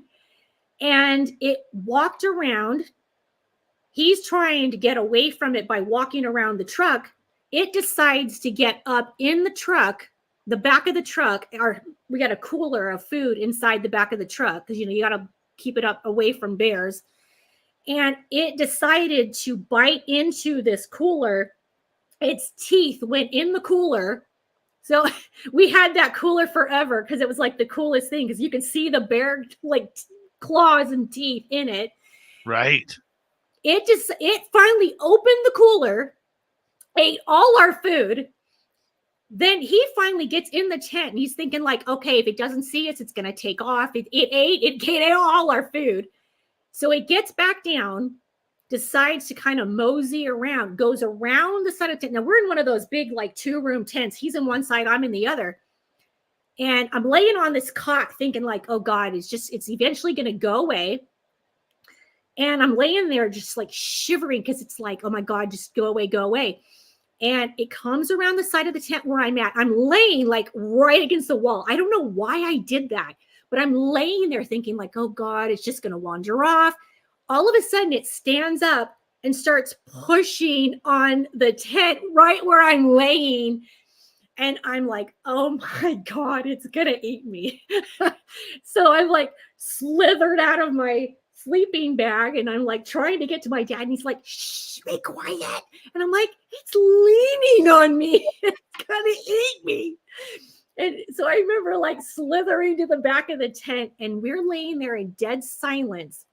And I swear to God, the funniest thing, well, I thought it was funny. I'm sure it wasn't funny to the guy, but there, all of a sudden you could hear this guy snoring. And my dad goes, is that a guy snoring? And I go, it must be the people in the next tent. And so he kind of like peeks out, because now the bear is kind of moved over. he looks outside and he can see a guy laying on the ground in the tent, or I mean on the ground, and the bear's pushing on the guy, snoring. The guy never wakes up. Oh my gosh. That is a deep sleep. We have Jacque Harmon for another 30 minutes on Spaced Out Radio. More Sasquatch talk when we return on the mighty SOR. It's been a fun night. Hope you're enjoying it. I sure am. We'll be right back on Spaced Out Radio. There we go. 30 minutes left. 30 minutes left. 30. Yeah, I think that's right. I think that's Kira. I think that guy was drunk too. He never woke up. That bear moved him around. I think he might have rolled him around a little bit because you could hear him go like kind of snoring, and all of a sudden he'd go, Oh yeah. And I think the bear was pushing on his body. And I was like, oh my God.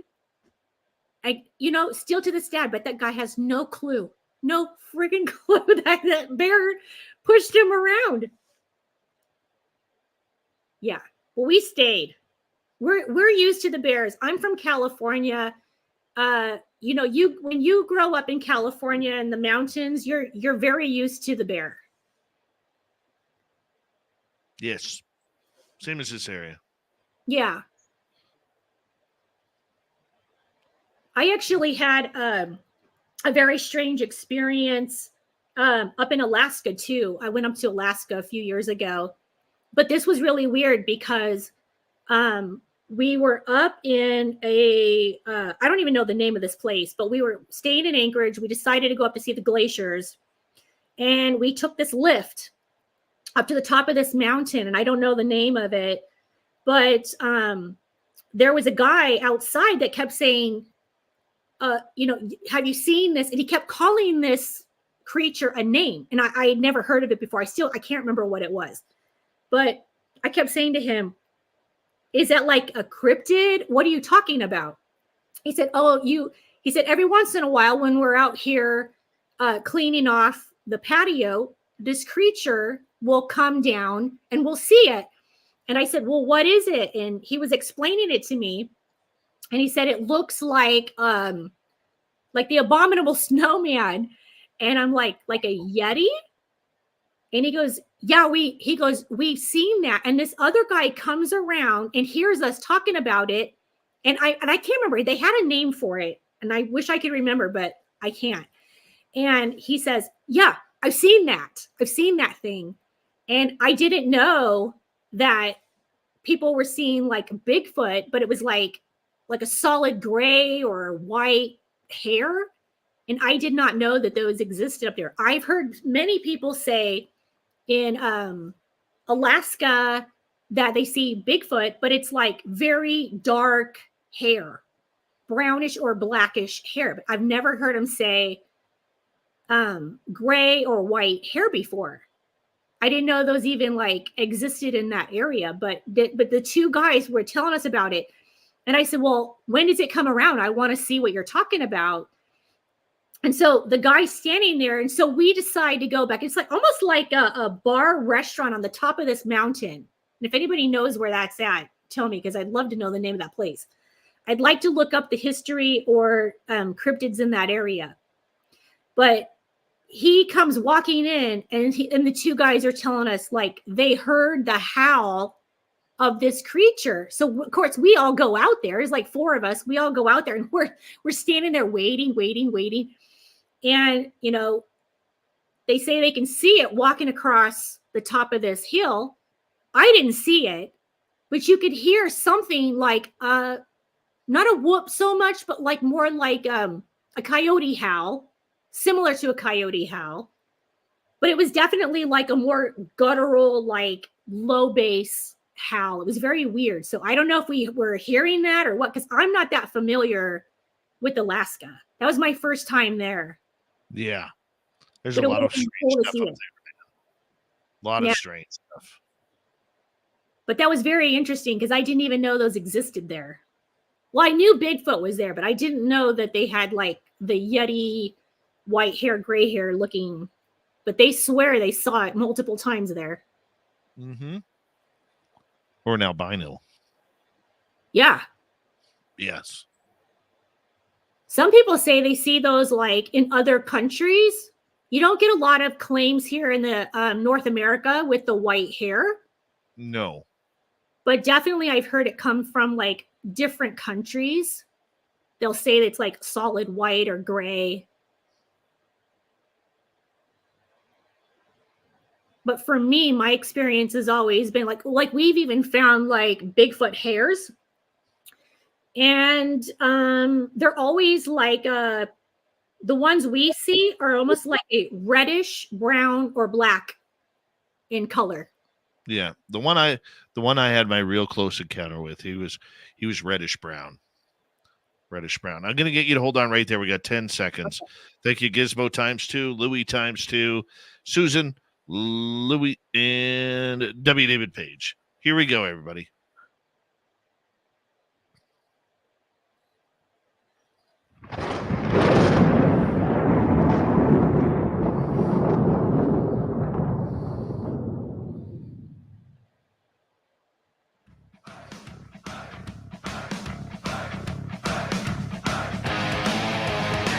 Second half of Spaced Out Radio is now underway, and we are right here talking Sasquatch tonight.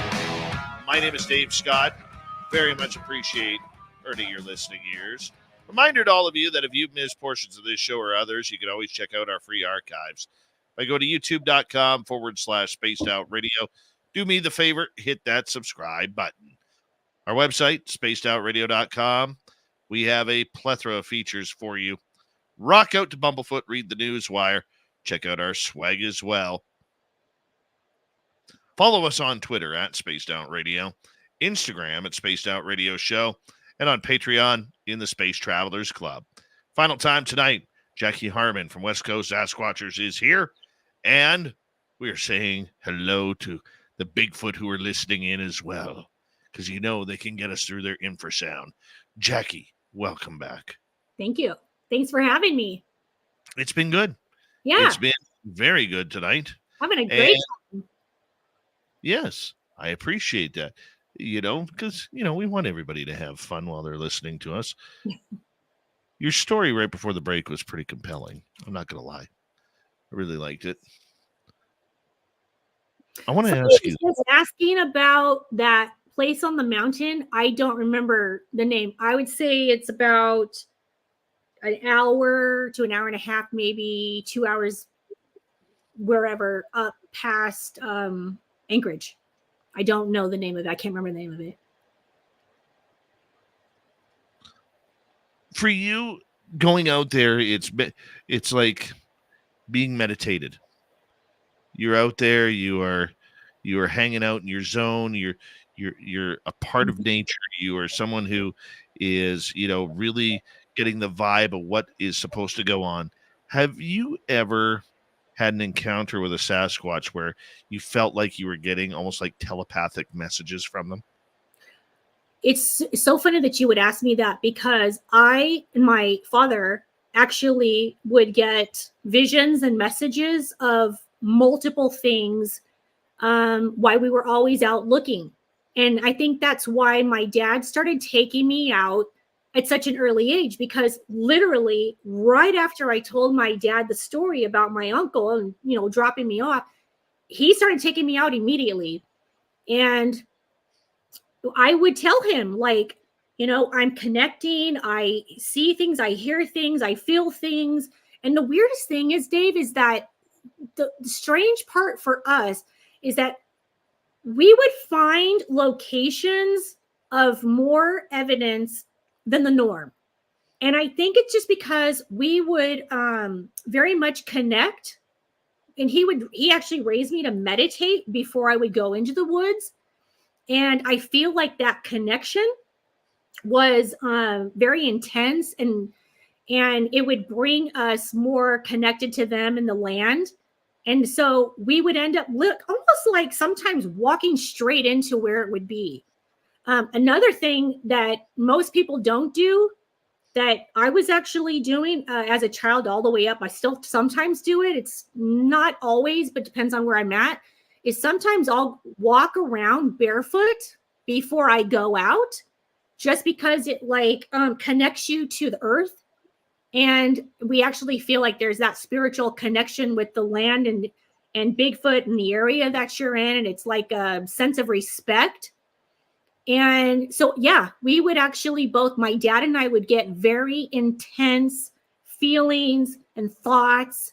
And a lot of times we would hear very interesting voices, things that, you know, almost like telling us where to go, what to do. It was very interesting, but I've had that. I still have that. I very much have dreams about like what's going on in the world. Don't always like them, but I have them. And everything I ever dream about, I share with my mom. I always have. And then almost, you know, within a few months or so, whatever I tell her will happen. And I always see things that are going to come months ahead of time, way before it happens. And I'm talking about major things like massive fires, earthquakes, tsunamis. I mean, major things, major. You know, people that are going to connect with us with war. I mean, it's quite intense, and it can be very stressful at times because I don't enjoy all the things that I see, and it freaks me out. Like, I've become one of those people that maybe it's just because of what I see, but I'm big on being prepared for anything major and massive to come. So I buy everything, and I have a massive collection of safety kits, food supply, water supply, anything you might need in a massive disaster. I'm super prepared.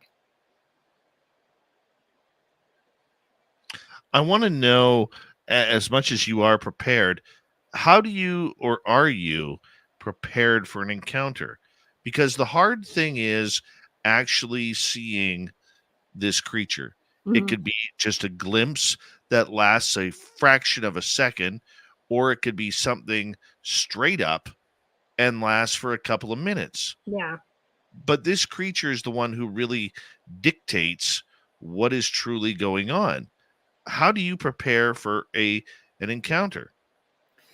Well, for me, of course, I'm always wanting to see, you know, have an encounter, see Bigfoot, and, you know, have that experience. But, you know, first and foremost, I always realize that that creature's in control.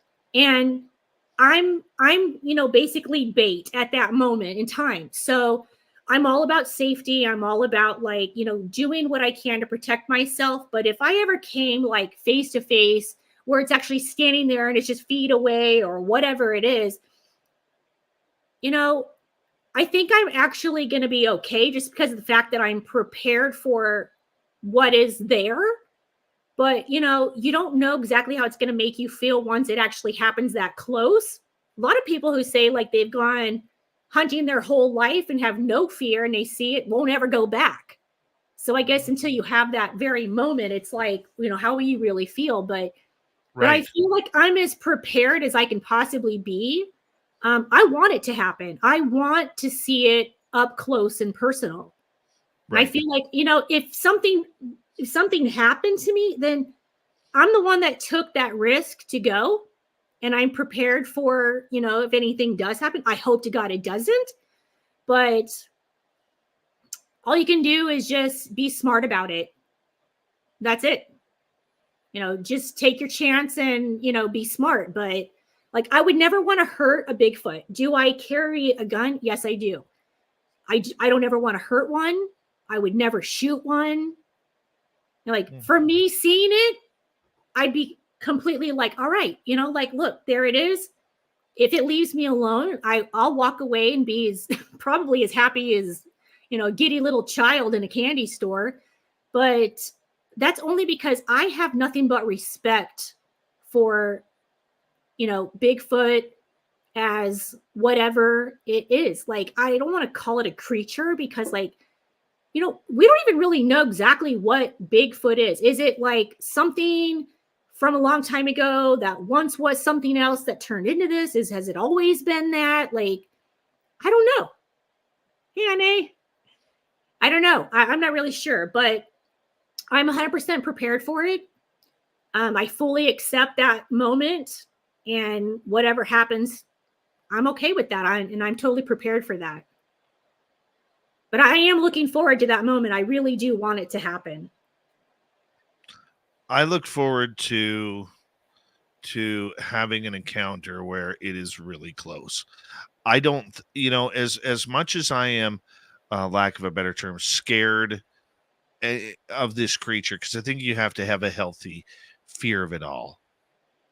I trust that this creature Mm-hmm. is not a violent one, at least in my area or on the West Coast.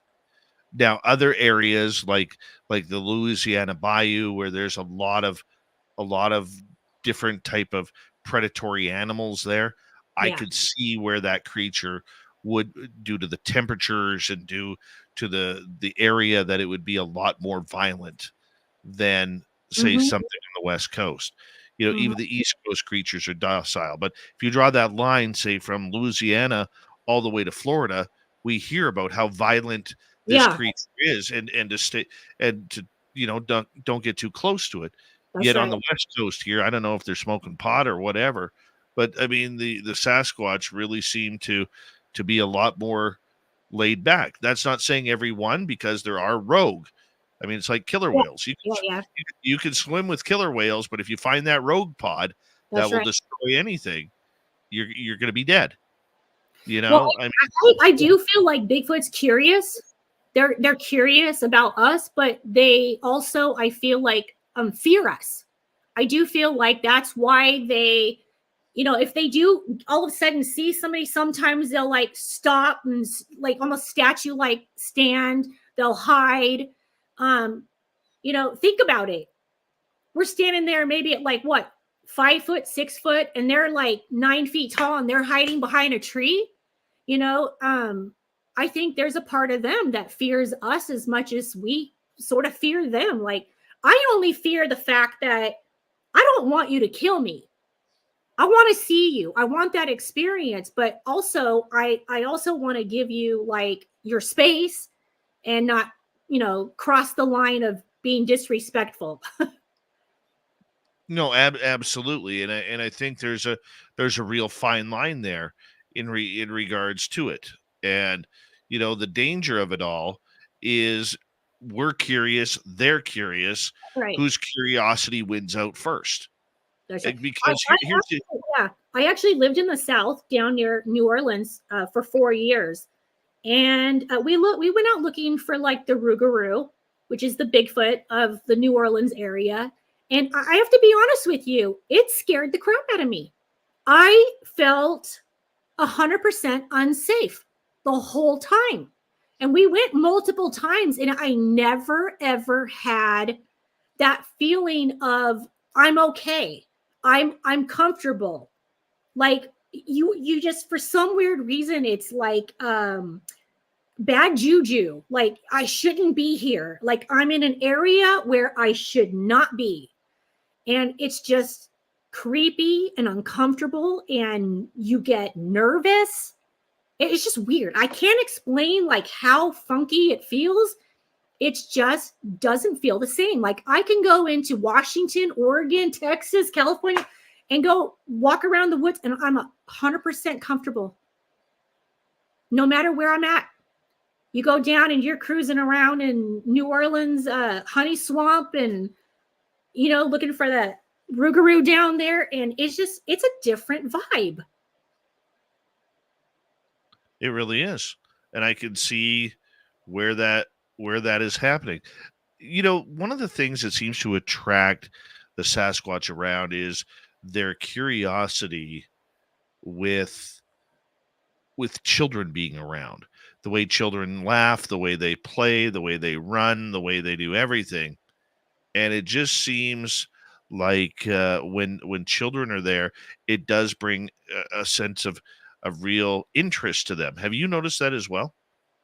Yeah, I have. And like I said earlier, I actually had more Bigfoot activity when I was younger. So when I was young, all the way up, I'd say to maybe 20, it was more intense of like activity. And I remember my dad even saying that to me back in the day. We think it's you.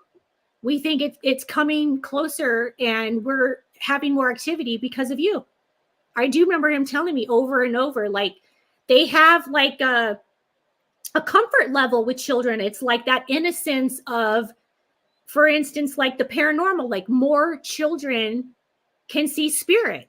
It's that innocent, raw, you don't know any better you're not told, and you don't have that belief of to not believe. And I think there's that connection there. So I definitely feel like that. But yeah, I mean, I still have experiences. Don't get me wrong. I still have them, but it was a lot more when I was younger. Why do you think there is that avid curiosity? From them to us, I feel like, I do. It's the same as like a ghost. Okay. Like imagine you're in a haunted house and you got a child and an adult. Well, that I feel like Bigfoot and ghosts, whoever, whatever it is, has more of a connection with that innocence of just knowing that you're not closed off. Your mind's open to whatever's there. And there's like that connection. I feel like they actually talk to us. Like you hear like the voices and they'll talk to each other. But like for me and my dad as well, and he would tell me this as well, like we'd be walking through the woods and all of a sudden out of nowhere, my dad and I would literally say the exact same thing. And then we would look at each other and he would I remember him saying to me, "Why did you just say that?" And I would say, "I don't know. It was just in my head." And he would say, that's the same thing that was just in my head. And so it was like they were connecting with us, in just a different way than like speaking to each other. But yet whatever it was they were saying, we would say. And I don't know where else that would be coming from. So I definitely feel that connection, especially when I was younger. I felt it a lot. Yeah, it's interesting to watch how they play out. I know when I'm out there without my son is very much like a conduit to these creatures being around, and he's 10 years old. And it's funny when he's not around, that's where it's really quiet out there, real quiet. And I think it's funny how it just works that way. I really do. And I don't know about you, but I mean, hey, I don't know if, as we get older and our children grow, if we should be recording audio of them as children and playing it back out there when they're around. I actually do that. I do actually do that. My 15-year-old son has autism, and he's very connected with the paranormal, just like I am. And my son will do audio of his voice, and he will talk. And he'll just kind of like full-blown conversations like he's talking to Bigfoot. And we'll take those out and we'll play them. And my son and both of us, we've actually heard it, where something is responding. And it'll only be like when my son's talking or my daughter's talking, or they're both like on the recorder and they're talking to each other. They're full-blown and then they'll get to laughing. And you can hear them laughing on the video or the recorder. And we will hear as if something's chitter, going back and forth with the conversation from the recorder. It's amazing. And my kids have experienced it. Have you ever heard the samurai chatter? Yeah, I have. Yeah. It's intimidating to hear because you don't know what it's like. I've only heard it twice, and it happened within minutes of each other from the same creature, I'm assuming. Yeah. I mean, it's like a weird. It's such a weird, But you can tell, like, it's different Bigfoot talking to each other. It's like you almost hear like male, female, it's like you can tell it's like they're going back and forth having a full-blown conversation. That's been probably one of my favorite parts about going out is hearing the chatter. I love it. And when we hear it, we're just like, oh my God, they're here. We know it's like they're here. They're around us. You can hear that so clearly that you know they're probably talking about us. Very true. Very true. And it's funny because when we're out there in our area, they seem to really surround us, even though we'll never see them. They just seem to really surround us. And when we had our sighting in 2022 of the 10-footer, 15, 20 minutes later, after he kind of vanished off, we could hear his buddy way deep in the forest. And he was pulling his best Ric Flair. Woo! Way in the forest. And then like 15 minutes after that, he sounds off again, but now he's closer. So we know there was at least 2 around us that night, and you ever get that? So we got about 3.5 minutes to go. Have you ever got that feeling, though, that even though you're in your safe area, that it's just time to go? Yeah. That it's just timed, like something unsafe is here. I feel it in my soul. You feel it. It's just like, you know what? You just get that feeling like, you know what? It's time to pack up. As much as I want to see it, sometimes you just get that gut feeling like it's time to go. I'm not welcome here. Do you think that's a message from them that they're giving some sort of telepathic message that, hey, you've overstayed your welcome? 100%. That's it. I know that they communicate with each other when we'll be there, and you'll hear like it'll sound like miles away, and they're whoop whoop. They're like it's like they're signaling each other. You'll hear tree knocks, whistles, whoops, and they're like, and all of a sudden you can hear them everywhere. And I feel like they're just warning each other that we're there. They want us gone. And sometimes, as much as you want to see one, you have to respect their land and their space. That's their home. We're intruders. So as much as we want to be there and do it, you got to be safe. And when you can hear that many and they're getting closer and closer and closer and they're warning each other, pack your crap and go. Be safe. Get out of there. But I'll tell you guys, the one thing I'll tell you about Bigfoot hunting, have some patience. You don't have patience, this isn't for you. Because this is not going to be an easy task.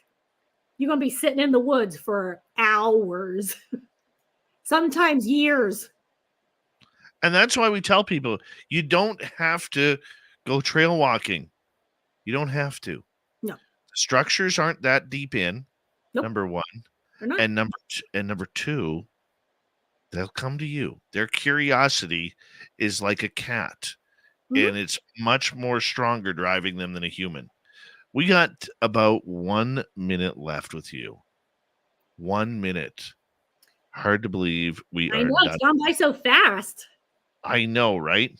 And I want to say a big thank you for coming on Spaced Out Radio tonight. It was an absolute pleasure, not only to get to know you a little bit, but let our audience get to know you as well. And you're an incredible storyteller.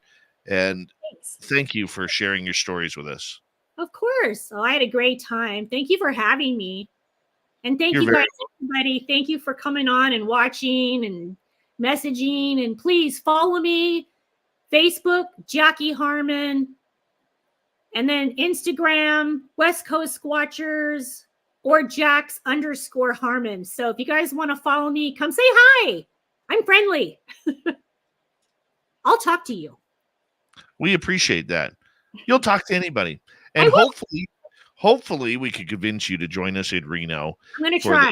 For the SOR fan party. Yeah. I'll try to convince Ane to go with me. Do that. You guys Do are that. very welcome, and thank you. You're very welcome. I had such a great time. Thanks for having me on. We're fun. We're fun around here. We like our woo, and you brought some good woo tonight. So thank you very much. Jacque Harmon, everyone, as coming up in hour number 3. Steve Stockton is going to kick things off with Among the Missing. Followed that up by Nicole Sasquatch, filling in for an ailing Courtney Marcusciati. We are going to get into a great UFO report. Talk about the dark side of ufology. What are we not seeing in public? Next on Spaced Out Radio's hour number 3. Stay tuned.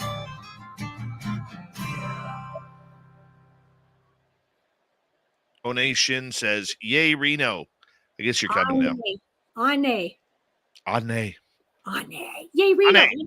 She'll go anywhere I say. I'll go. Let's go. And she'll go. I'm packing my bags. Nice. That's a good friend. That's a high quality friend right there. You're welcome, you guys. Yes. And I'm being serious. You guys come follow me, talk to me, say hi. I'm so down to earth. I'm all about being fun, positive, happy. Like, that's just the way I roll. You are fun. Let's go camping. Anybody, come on. Let's go. Come on up to BC. I'll show you my spot. Yeah, I'll come. I got a passport. Good. I used to go up there. I actually used to go up there and go look. Yeah. Years ago. Yeah, I started actually going up there. God, what year was it? Probably 1990. It's been a while. Yeah. But I went. I actually lived in Washington for 12 years. So I used to go up there all the time. Yeah. Perfect. I'm gonna let you go because I gotta get ready for hour number 3. Thank you for coming on. Very much appreciate you. Much love. Take care. Bye, guys. Bye, everybody. And there we go. Oh, Ane saying she's going to pack her Sasquatch stilettos. I didn't know there was such a thing. But we're going to say goodnight to I'm not saying goodnight to you. I'm going to say hold on right there because I will be right back.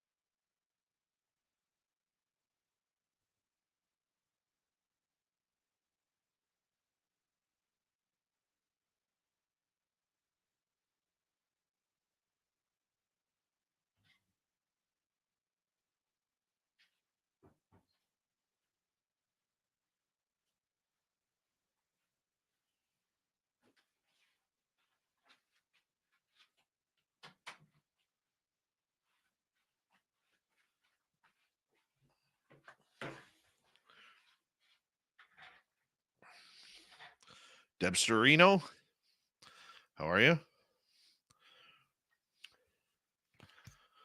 Oh, excuse me.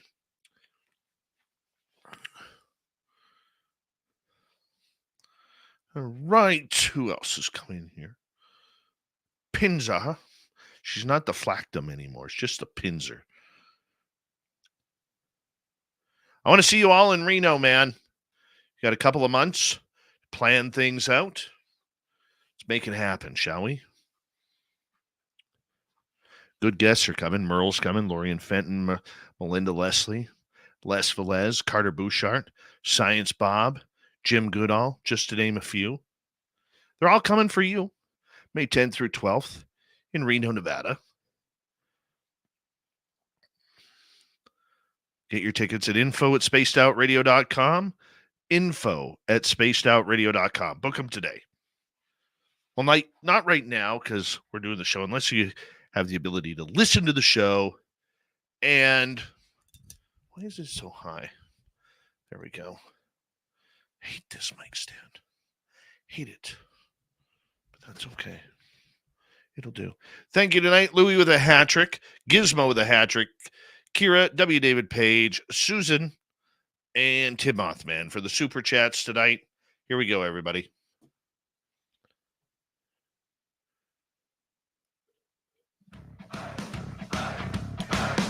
Would you like to connect with us? Head to spacedoutradio.com for all your latest show info. Now, back to Dave Scott and SOR. Third and final hour of Spaced Out Radio is now underway. Good to see you. My name is Dave Scott. Very much appreciate earning your listening ears wherever you are on this beautiful planet we call Earth. Hello to everyone listening in on our terrestrial affiliates around North America, digitally on Odyssey Radio, TalkStream Live, and KPNL. All of our archives are free. Join us at youtube.com/Spaced Out Radio. Do old Davey the favor, hit that subscribe button. The Desert Clam has set the password for tonight in the SOR Space Travelers Club. Kamek. Kamek is your password. Use it wisely, Space Travelers, as the Clam sets the password each and every night right here on Spaced Out Radio. Our website, spacedoutradio.com. We have a plethora of features for you. Rock out to Bumblefoot, read the news wire, check out our swag as well. Follow us on Twitter at Spaced Out Radio, Instagram at Spaced Out Radio Show, and on Patreon in the Space Travelers Club. It is that time of the night where we say hello to Steve Stockton from Among the Missing and another spooky story. Hello, friends. Welcome to Among the Missing YouTube channel on Spaced Out Radio. I'm Steve Stockton, and I'm about to take you on an unbelievable journey of people just like you.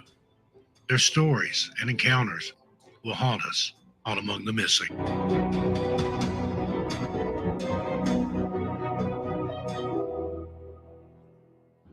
President Abraham Lincoln's funeral train started its journey from Washington to his hometown of Springfield, Illinois on April 21, 1865. The carriages were draped in black, and Union soldiers stood vigil over his coffin. In the 150-odd years since, sightings of Lincoln's ghost train consistently mention a number of features: black drapery and blue-coated soldiers. Reports of Lincoln's funeral train taking to the tracks are clustered in the month of April, and the similarities in accounts are striking. Similarities include a rushing, dense black fog that hides all light, muted sound, and a sharp drop in temperature. A light rushing from the darkness and visions of blue-coated soldiers in a carriage standing vigil while saluting a coffin are also frequently mentioned. Perhaps the most fascinating effect of Lincoln's ghost train is that the clocks along the route are discovered to be running 6 minutes late after its passing, with multiple railway workers logging the same phenomenon in separate accounts. One worker's vivid account details how he was sent to clear brush off the New York-Albany line late one night when the death train overtook him. A strong cold gale and darkness swept over him in a matter of moments, and the light he was carrying went out just before he was knocked off his feet. The rails started glowing, and a huge blue-white headlight came towards him. As the train passed, he noted black smoke coming from his engine stack and no crew in front. In one carriage, he saw a ghostly orchestra playing a dirge and heard the muted music. A second train passed right after, And this time, the rattled railway workers saw a carriage of soldiers in Union blue saluting a coffin. Around him along the track were phantom figures of soldiers in blue and red, all saluting the death train as it passed. He came to his senses, got the job of clearing brush done, and finished his shift in a daze. The following day, though, several station clocks along the line had to be adjusted 6 minutes forward after trains ran late in the morning. The railway worker was astonished to hear the station master calmly put the incident down to the passing of President Lincoln's death train. Number 4, the Silverpilen subway train. In Stockholm, Sweden, there's a train that locals say crosses dimensions of time and space, appearing in this one just to pick up passengers, many of whom are never seen again. The Silverpilen, which translates in English to Silver Arrow, was a train that made people nervous from its very first days on the line in the 1960s.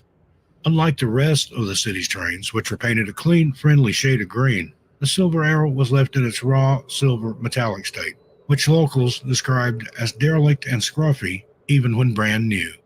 Even graffiti artists could liven the train's vibe. Their efforts, left half finished, half cleaned, grayish scrawls. Around the time the Silver Arrow was introduced to the subway, a metro station named Kimlinge was built along the Blue Line 11, but never put into use, except by ghosts, according to Stockholm residents. The half-complete, abandoned Kimlinge soon became associated with the Silver Arrow and known as the Station of the Dead, with no exit. Legends of the Silver Arrow and its ability to manipulate time and cross dimensions haven't died down across half a century.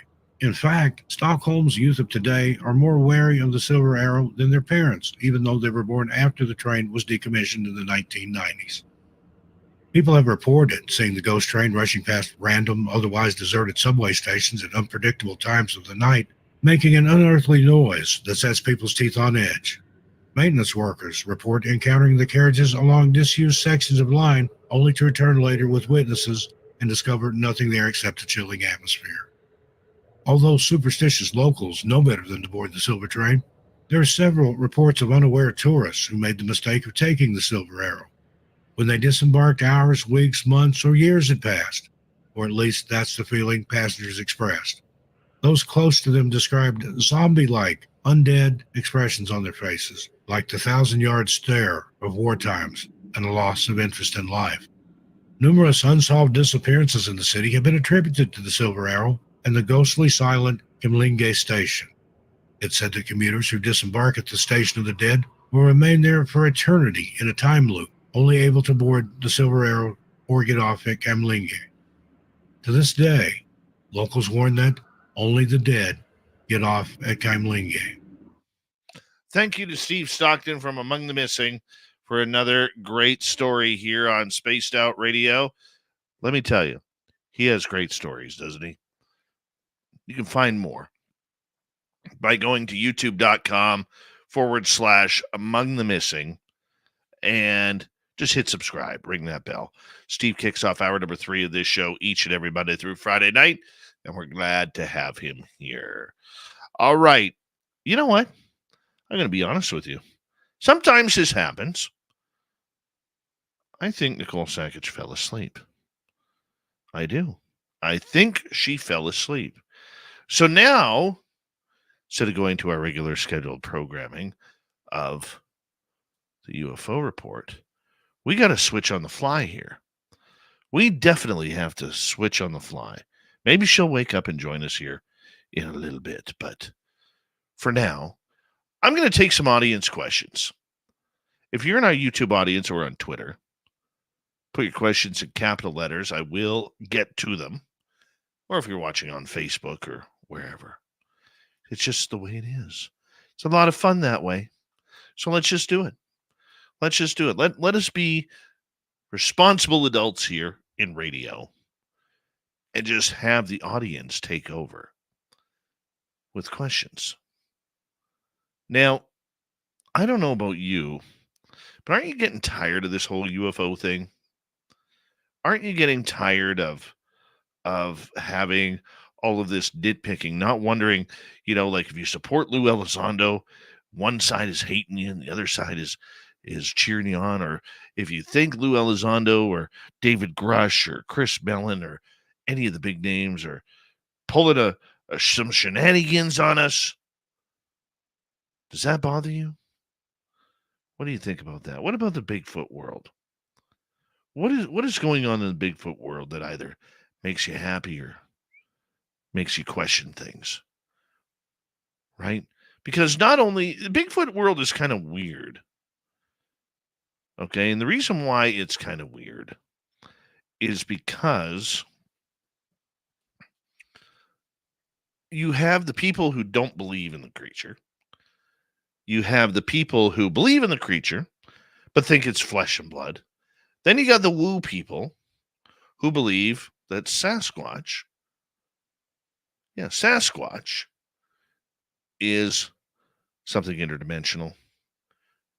Maybe some sort of cryptid that has magical powers. Question is, what do you think it is? Right? They're out there. They're totally out there. I just don't know. Deb is asking in our chat room, because in my studio for our radio audience, I have a little Sasquatch that I got last year from Kira. It's the cutest little thing. It really is the cutest little thing. And so I keep him nice and close in the studio. He hasn't wandered off yet. This is the only Sasquatch that is guaranteed to actually be in my studio. Guaranteed. He's a handsome guy. Never named him. Haven't named him yet. But he is cute. Oh, apparently it's a girl. I guess. I don't know. All right, next question from our audience is Wallet Moth. How are progressive with your projects? I don't understand. My projects that I got going on, I'm in that hurry up and wait stage.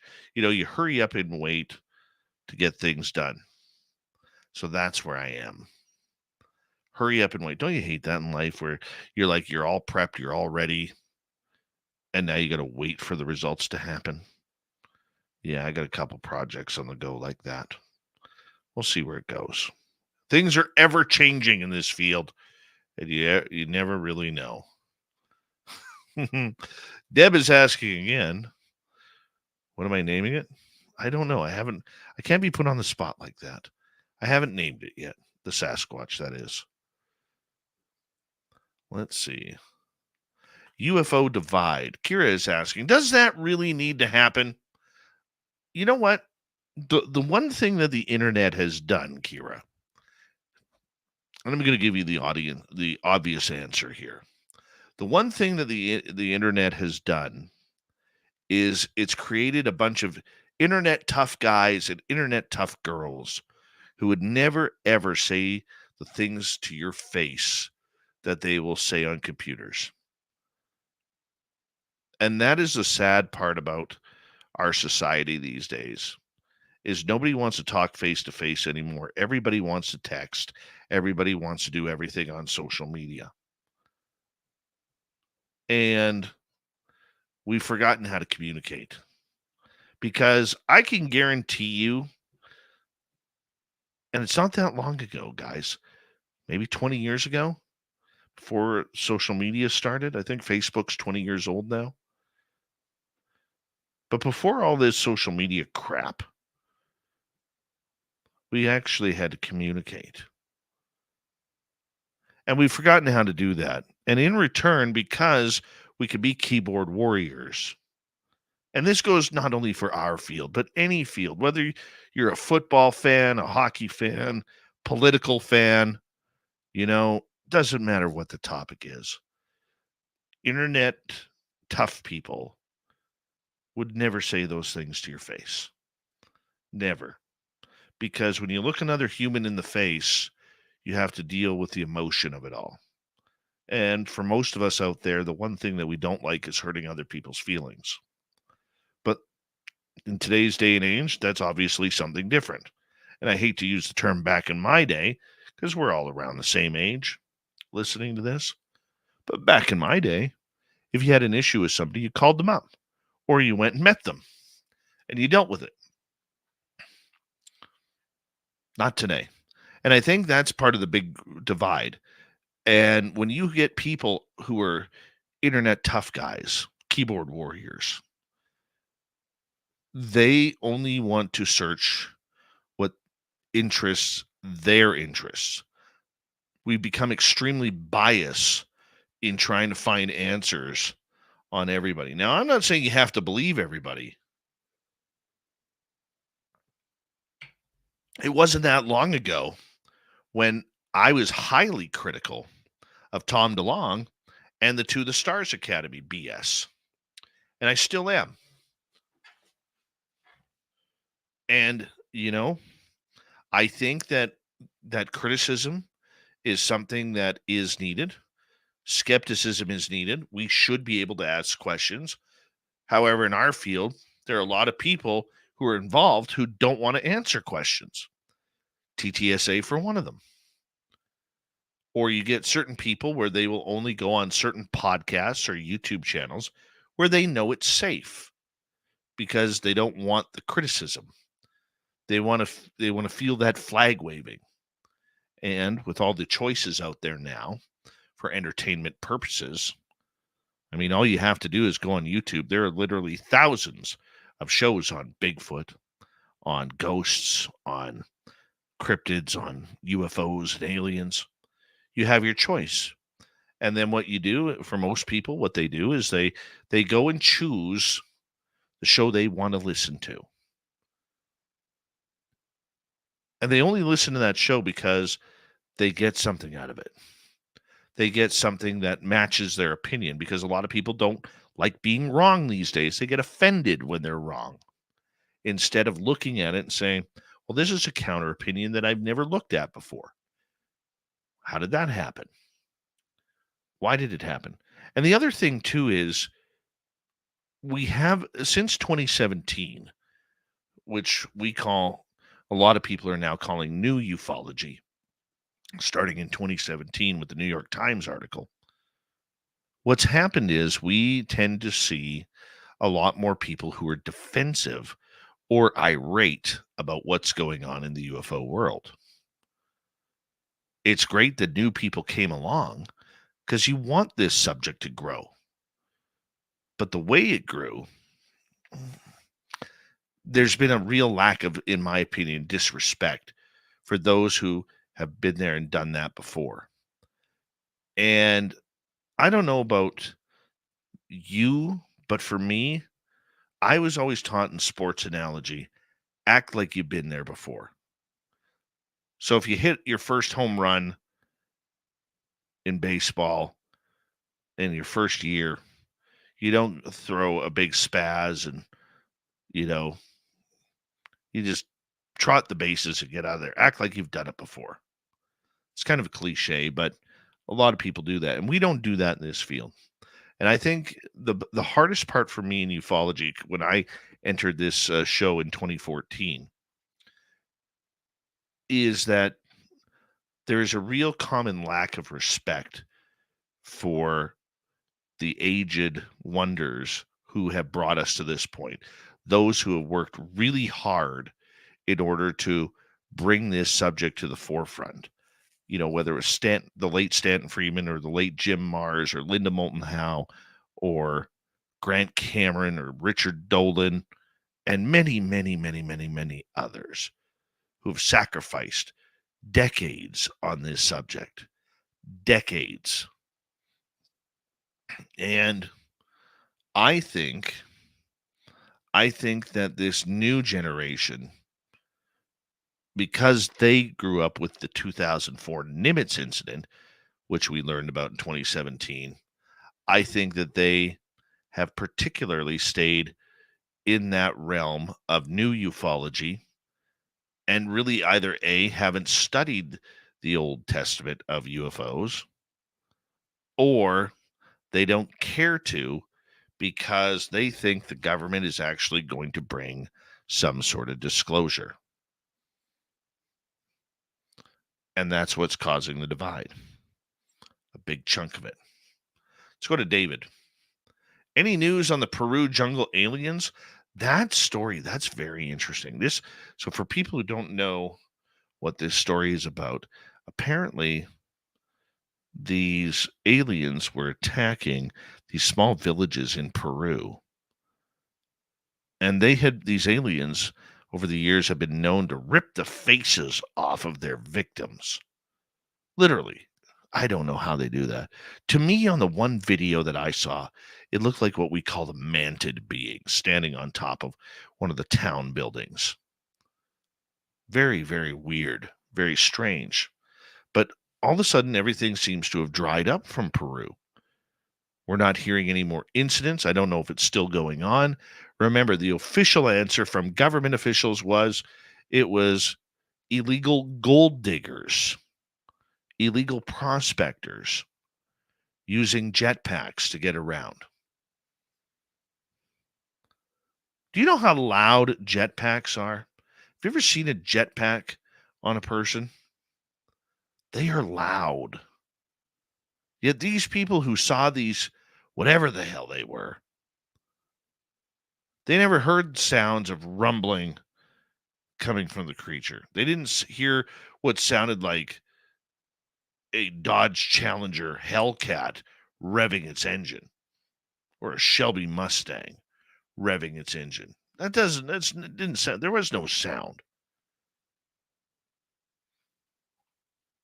But that was the official report. Illegal gold diggers looking for gold, wearing jetpacks. You know, a lot of times we'll say on this show, you can't make this stuff up. But that was made up. Let's just be serious. That was made up. That story is just absolutely disappeared. Jennifer is asking, where's Skinny Bob? The alleged Skinny Bob alien being, where there's a video of him online, which is still debated to this day whether or not that's a real video or if it is faked. It's about an alien at Area 51 who they called Skinny Bob. And that is still a video to this day. I want to believe. I really want to believe. But is it Skinny Bob? Whatever happened to J-Rod? Another alleged alien at Area 51. Yet we knew people who worked at Area 51. And they said there were no aliens there. Ever. Ever. Is that a ruse? Is that a shtick? I don't know. I really, really don't know. A lot of these stories, they pop up and then they vanish just as quickly. And I think there's reason for that, because if there is some truth to it, they're going to want to get this out of the public eye as quickly as possible. And that J-Rod story, aka Skinny Bob, if they are the same creature, is something completely wild. I will try and find out about that, though. I have a couple of sources I can call, and I'm going to try and call them and see what they think. But remember, every time you deal with government people, whether they're whistleblowers or whether they're former agents, you can never really trust what they say. You have to listen very closely, because you don't know whether or not the truth they're telling you is actually the truth that is actually happened. We'll never know. All right, when we return, we're going to continue with audience questions here on Spaced Out Radio. My name is Dave Scott, and I'm having a fun time tonight because we never really do this. You don't hear this on this show where we take full audience questions. It's a good time to do it tonight. We'll be right back.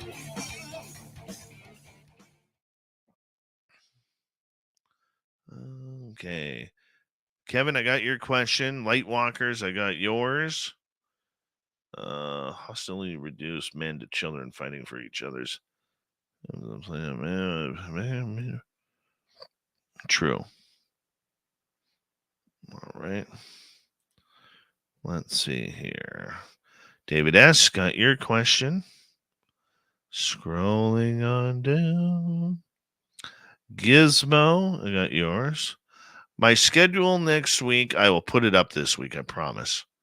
Monday is Troy Taylor. Tuesday is Dave Schrader. Merle on Wednesday. Ron Janix on the 22nd. Thursday. Stan Gordon on the Friday night. Yeah, it's that good.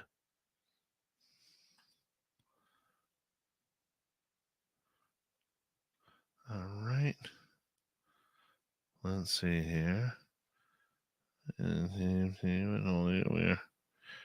Oh, yes, that's a good question, Robert Anthony.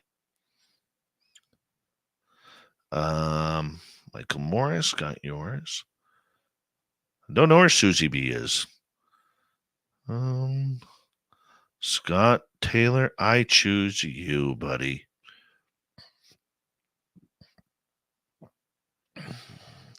Mr. Attorney, we'll see you in Reno. Michael Smith, thanks for coming on in.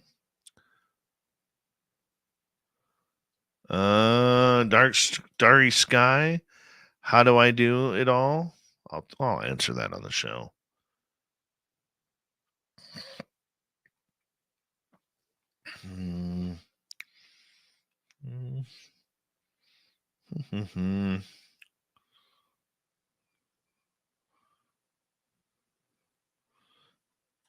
Yeah, that's a good question, Tony. Shaq Valet, how you doing? Good to see you. How's Norway today?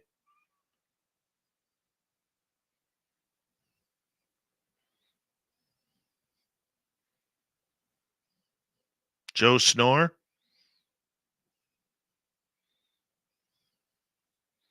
What's happening? The Unknown, how you doing?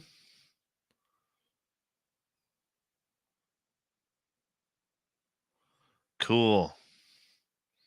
Tokeland, what's happening? Should I drink some water, Kira? I'll drink water.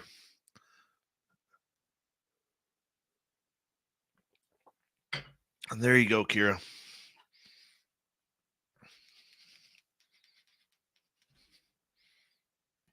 Vicks inhaler. Vicks inhaler, nothing more.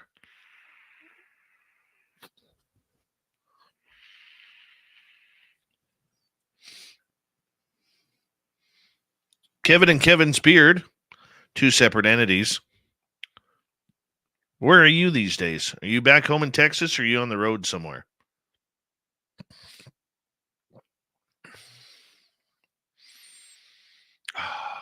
Air. Notice my nose doesn't squeak as much anymore? I mean, there's a little squeak. It comes from this side because that's the side that's kind of really plugged up. Then you got to go like this and stretch your sinuses. So I went back to my Ukrainian roots today in order to clean my blood. Started taking or eating 1 clove of garlic a day. 1 clove. 1 clove. And it cleans your blood. It does.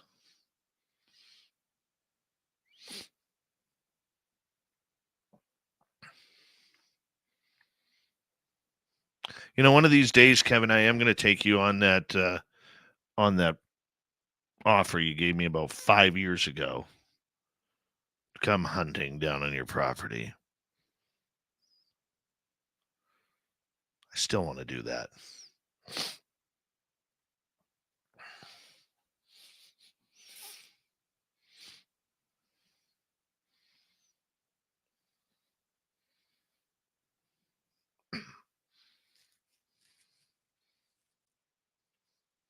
Thank you tonight to Louis ×4, Gizmo ×3, Kira, Tim Mothman, W. David Page, Susan. Thank you for the love and support with the super chats.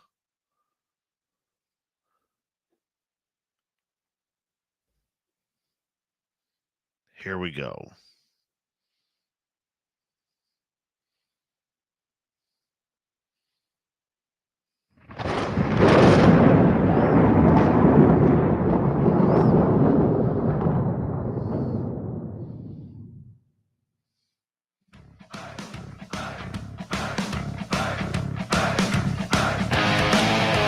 Here we go with the final half hour of Spaced Out Radio tonight as we are taking audience questions. My name is Dave Scott. Always appreciate earning your listening ears. Reminder to all of you that if you've missed most of this show or others, you can check out our free archives by going to youtube.com/Spaced Out Radio. Do old Davey the favor, hit that subscribe button. Our website, spacedoutradio.com. We have a plethora of features for you. Rock out to Bumblefoot, read the Newswire, check out our swag as well. Follow us on Twitter at Spaced Out Radio, Instagram at Spaced Out Radio Show, and maybe on Patreon in the Space Travelers Club. Well, we're going to continue with audience questions. And here we go. Who should we start with? Well, let's look at the list. Let's start off with, scrolling on down, the Beard. Have you ever brought a dog to your gifting sites? No. No, we have not. And there's a reason for that. Because even though they can tell when something is around, a dog's instinct is still to defend. And we don't want to either A, get the dog in trouble, or B, scare off the Sasquatch because the dog is getting aggressive, protecting its territory and its masters. Add to the fact that I am unfortunately dogless now and have been since June. I'm not ready for another dog. I've had a dog the last 25 years. I'm not ready for another dog. It's too heartbreaking to let him go. I know you all know that. I know.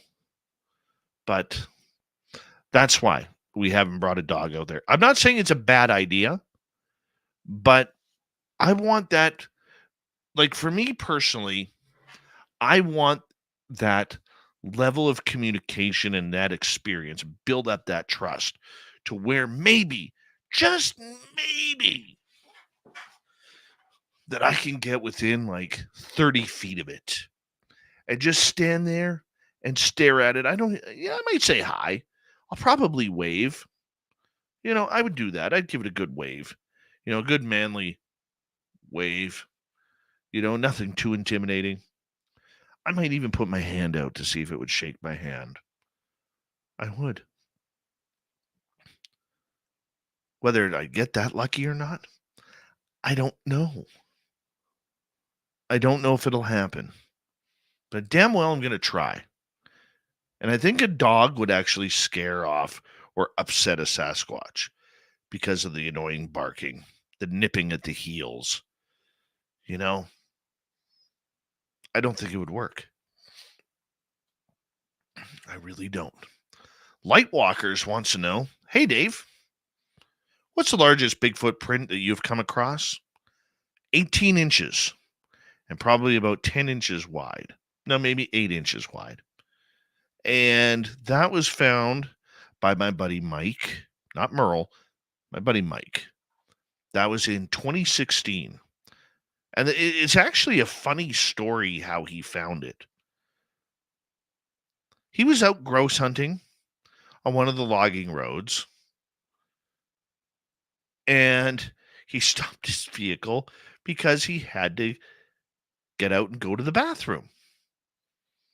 So he jumps out of the vehicle, starts doing his business, and as he's looking around, he looks down at the ground beside him, and that's where he saw the print. He took a photo of it and texted it to me, which was really coincidental because at that exact same moment that he sent me that photo, I was talking to a Bigfoot researcher in Washington State. I still have the print on my phone. And he put a Canadian dollar coin, which we call a loonie, right in the middle of it. And that coin looks tiny. But you can see all 5 toes in it, the width of it, the heel in it. And this is, you have to realize, this is solid, hard, compact gravel road. Like, vehicles travel on this and don't even leave tire tracks. That's how compact this road is. And for that Sasquatch to leave that footprint, it amazes me the strength of that step. Still amazes me. So 18 inches. I've only ever found 5 prints, to be blunt. My buddy found the 18-inch print. We walked into the forest a couple hundred feet looking around that area. We found a 15-inch print there. We have found 2 16-inch prints and a 13-inch print. The 13-inch print is the one I casted. And I did a terrible job of it. My buddy Paul and I did a terrible job. Terrible. But it was our first time. And you got to learn somehow. And you don't get many opportunities. I'm not a good caster. I should practice.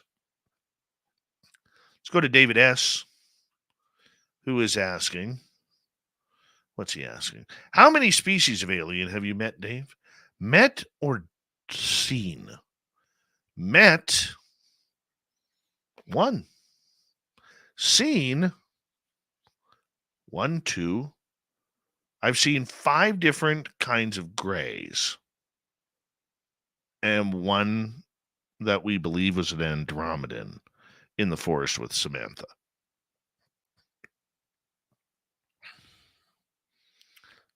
That's it. Small grays, tall grays, small-headed grays, large-headed grays. Carl, the alien, was a large-headed gray, which had a very skeletal feature on his face. That's still intimidating. We're coming up to the 10th anniversary of Carl and of my meeting Samantha Mowat and that incident there. No, Carl was 15, so 9-year anniversary of Carl. Yeah. It's really weird because the sightings that I've had with my own eyes, not in any of this dream stuff, I'm saying own eyes, would have been Carl. Carl on his return when I heard him and his buddies talking in my yard. And the aliens in the forest with Samantha Mowat.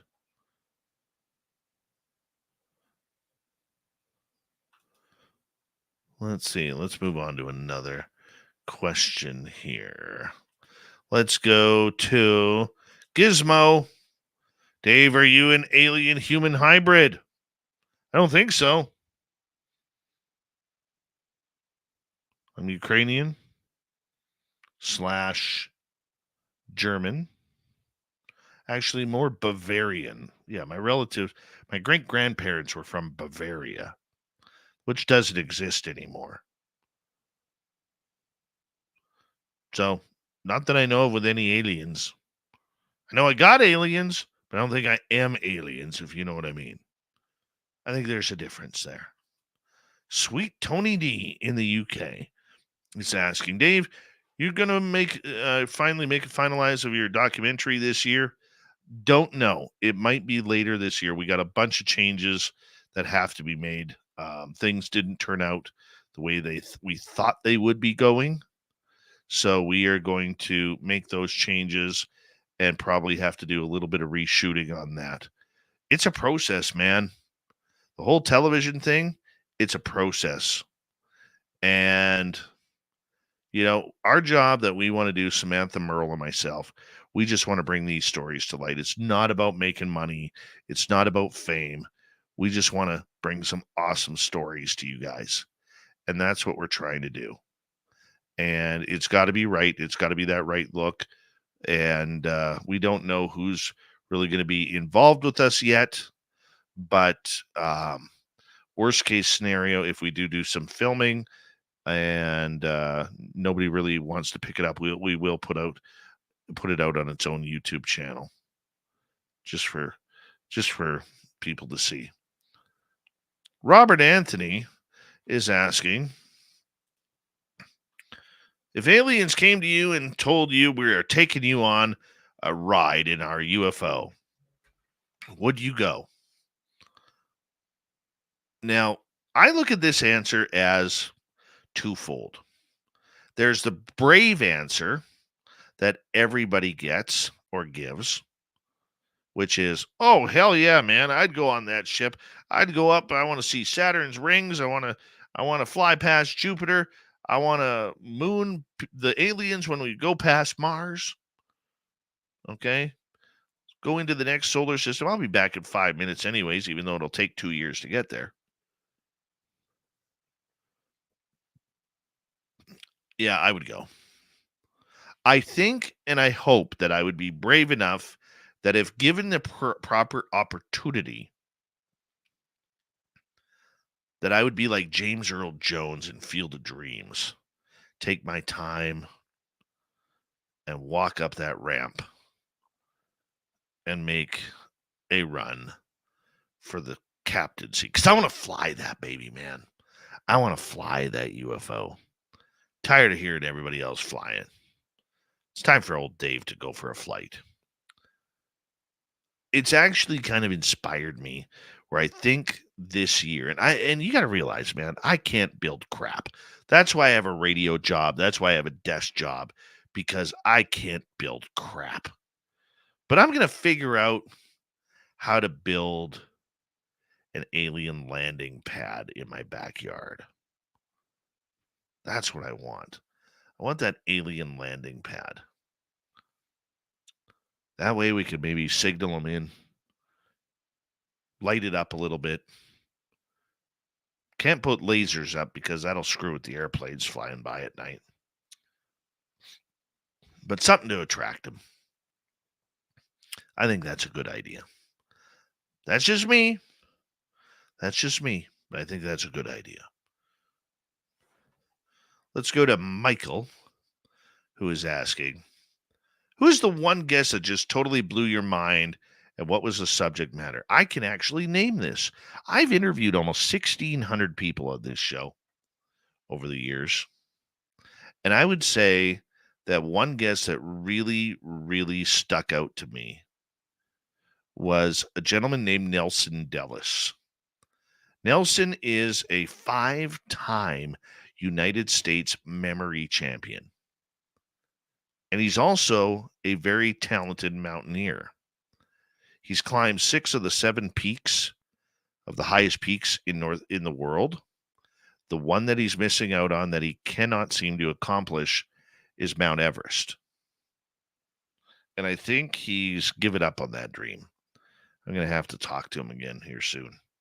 Anyways, but Nelson has tried 3 times or 4 times and failed to make it to Everest. He got close. The one time he got close, but as he was getting up there in altitude, he actually started spitting up blood. And he figured that his life was more important than the summit. He was one of the rare individuals who actually makes that choice. He didn't want to be a body on there. He's almost died 3 times on Everest. And not by choice, but his lungs just Something with his lungs just doesn't like that attitude. He's in incredible shape, but Everest just defeats him. And one of the things I remember asking him was point blank, I said, does the mountain haunt you? And he'd never been asked that before. And he kind of took a deep breath and he goes, yeah, it does. He goes, I see the mountain in my dreams every night and it's calling out to me. And so it's spooky, man. I don't know if he's still being haunted by Everest, but it's very interesting to see how it's going to be portrayed. But he's my favorite.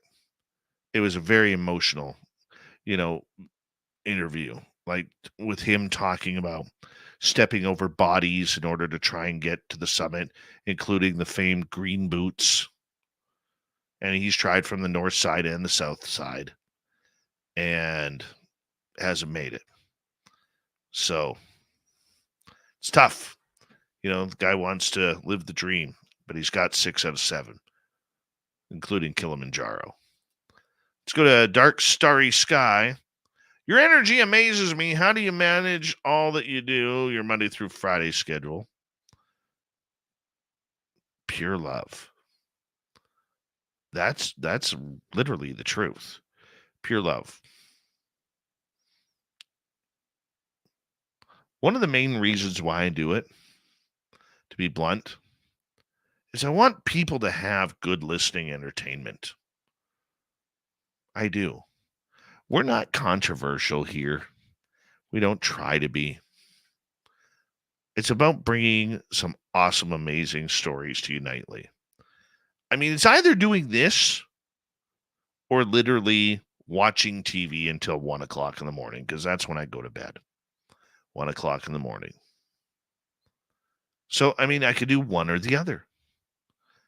So, I have fun doing this. I know our radio stations enjoy it. Thank you. And I know that you guys enjoy it. So, that's where it's fun. Sure, it takes up a lot of time, but I have a strong belief that one day this show is going to explode in popularity. And I want to see that happen. And if it doesn't happen, I'm okay with that. But if it does, that's going to be pretty rock star. Tony. So we got about 4 minutes left. Is ufology like Sasquatch, flesh and blood, nuts and bolts, and interdimensional?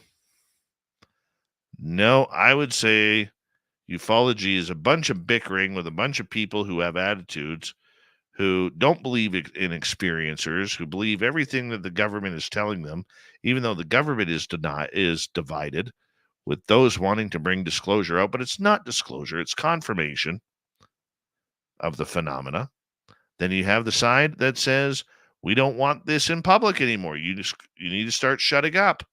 Too many people are talking about this. We need to push this back under the rug and bring out tinfoil hats for anybody who talks about this subject anymore. That's just the government side. We haven't even got to the skeptic side, or AKA the non-believers, Neil deGrasse Tyson, John Greenwald, who I like, Stephen Greenstreet, many, many others who think that this is just a complete whitewash of time and topics, who believe that we're all wasting our time in talking about this. And that the worst part about it is all experiencers are nut bars, including myself, and all government officials who talk about this are just as dumb, but wasting taxpayers' money on it. There is no win-win anymore. That's why I was mentioning earlier about, the keyboard warriors who think that it's their job to call people names, to call people liars, to call people everything in between. But hey, they're good at it. And if that's what you're looking for, God bless you for it. Let's go to Toklan. Dave, greatest band or musical artist to come out of British Columbia. Oh, there's a number. Bryan Adams. He's one. Kind of adopted Nickelback. Diana Krall. She's amazing. Carly Rae Jepsen. Another. The band Loverboy. They're amazing. I don't know if you ever heard of 5440. They're pretty good. Blue Rodeo. Michael Bublé, probably next to Bryan Adams, the biggest name ever. Vancouver used to have a really, really good music scene. Theory of a Dead Man, they're a great band. Except to me, all their songs sound the same. Let's see. Who else do we have? There was a good rap rock group way back in the 90s called Swollen Members. They were really good. Really good. I liked them. Remember Trooper? Raise a little hell, raise a little hell, raise a little hell. Good Canadian band called Doug and the Slugs. They were back in the 80s. Tal Bachman. He was the son of Randy Bachman from BTO. Bachman Turner Overdrive. There was a band called Headley. They're not too bad. Punk rock group DOA. They're still playing. I mean, I think those guys are like 92 years old each. They're still playing. 70s group Prism. They're pretty good. And who else do I got here? I don't know. But that's a pretty good selection right there as we go to say goodnight to each and every one of you, because it was a great show. Thank you to Jacque Harmon for coming on Spaced Out Radio. Very much appreciate you. It's a pretty darn good show talking Bigfoot with her. Yeah. I'd give her 3.5, 4 claps out of 4 for sure. And if I was rating it out of 5, it'd be 4.5 to 4.8. Because nothing's perfect. But what a great show indeed. Thank you so much for tuning us in as we get ready to say good night to each and every one of you. What a fun night of radio. We got Mr. Ron Bumblefoot Thal rocking in the background with Little Brother is Watching. Bumblefoot is the official music of Spaced Out Radio, rocking us in and out of every single show. Get your horns up for the guitar god himself. Special thanks to everybody listening in at work, at home, in your cars, wherever you may be. Thank you to everyone in our chat room tonight. YouTube, Twitch, LGAP, Facebook, Spreaker, LinkedIn, the Space Travelers Club, and on Twitter at hashtag Spaced Out Radio. I know you're out there somewhere. Remember, this show is copyright by Spaced Out Radio and SOR Media Ventures Limited. Thank you so much for choosing to share your evening with us, because together, my friends, we're watching. We own the night. Mr. Bumblefoot, we need a favor. We need you to take us home. I know you're out there somewhere watching me. Yes, the Woo train has docked for the night, but soon, my friends, we shall ride again. Your seats are always available. Your tickets never expire. And if you want to bring a friend, we got room for them too. Good night.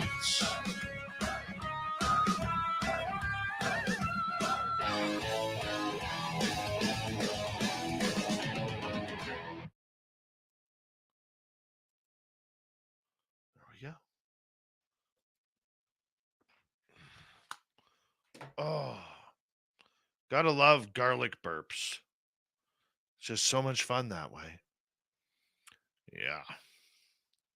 So much fun because, we love garlic burps.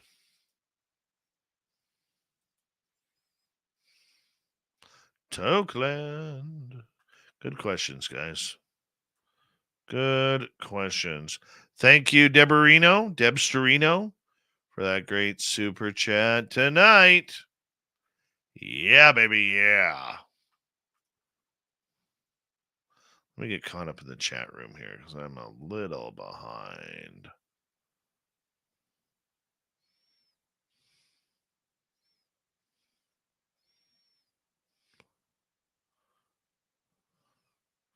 The Beard, yeah. It is May 10th through 12th at the Silver Legacy Casino and Resort.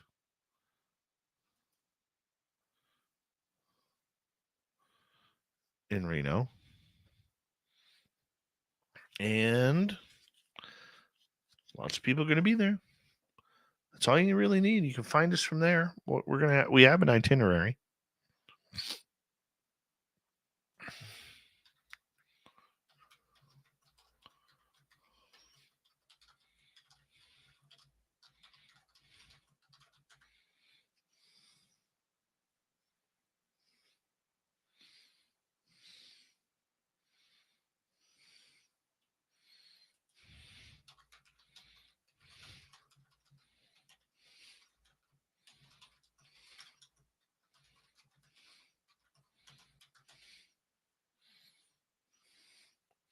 All right. Where am I going here? Let's go here, shall we? And then we'll go here, then here.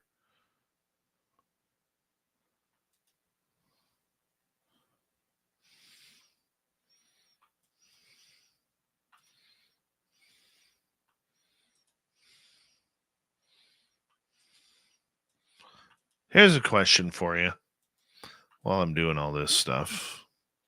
Hold on, let me get caught up here. I'm trying to do too much at once. Everest is totally haunted, Kira. Emilios, man, what's happening? JBD, how are you? Canna Chef Chris, what's happening? Chef de mission. For your mind, what up? There's a Deberoni right there.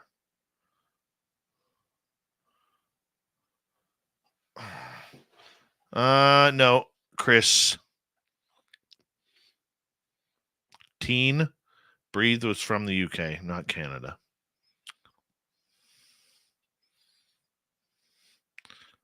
Oh, Big Sugar. I've seen Big Sugar twice. It's too bad their bass guitarist passed away a number of years ago.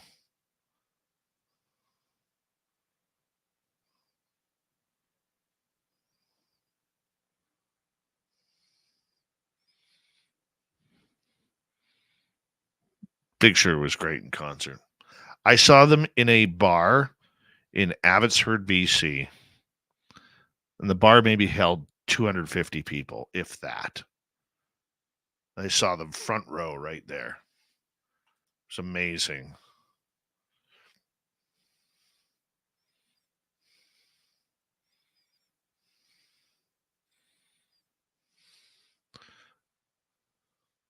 The lead singer of Big Sugar is an amazing guitarist.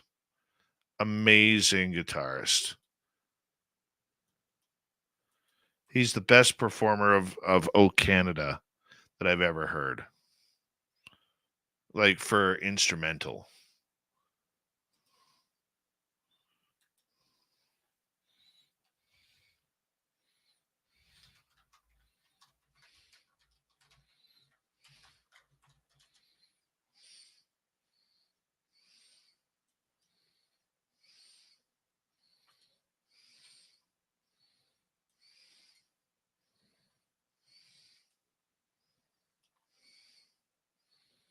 One second, I gotta get my commercials in here.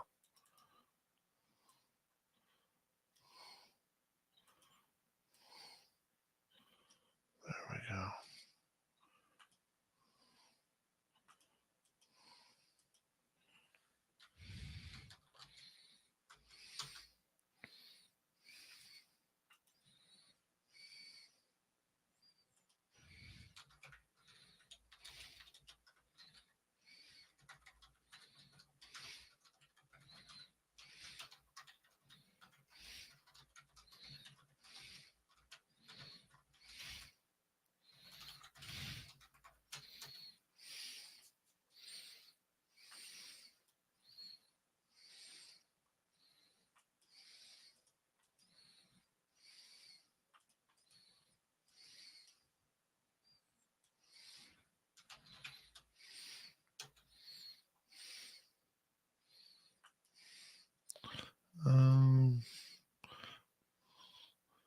What's the question? What is the song? Here's my question to all of you. What is the one, just one? I want you to just put one song that absolutely drives you nuts, that you would literally run down the street screaming, plugging your ears and pulling out your hair at the same time. What is that song?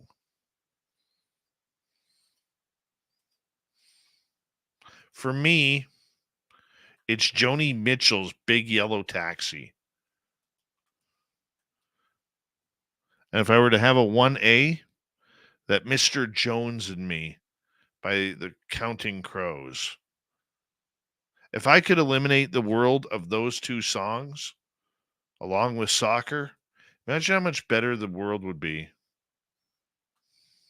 At least in my world, it would be perfect. The birds would be chirping a little louder.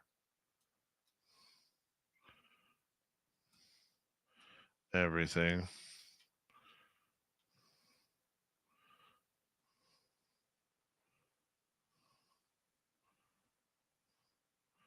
David Bowie at the Commodore Ballroom. Oh my God, that would be great.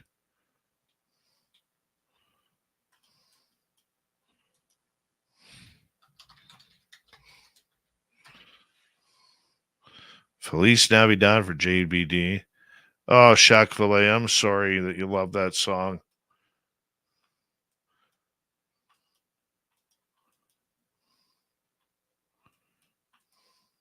But every version of it is freaking horrible.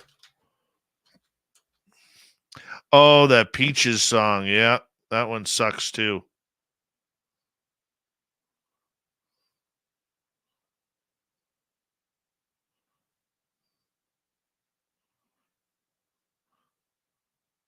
Oasis, Sally Come Home. That's a bad song. Broken Glass. Yeah, that's an annoying song, Tony D. Oh, Paisley Parker, hitting it hard with Culture Club's Do You Really Want to Hurt Me? Yeah, that song would be on my list too. That song would totally be on my list. Kira, Grandma Got Run Over by a Reindeer. That is a great song. Tells it like it is.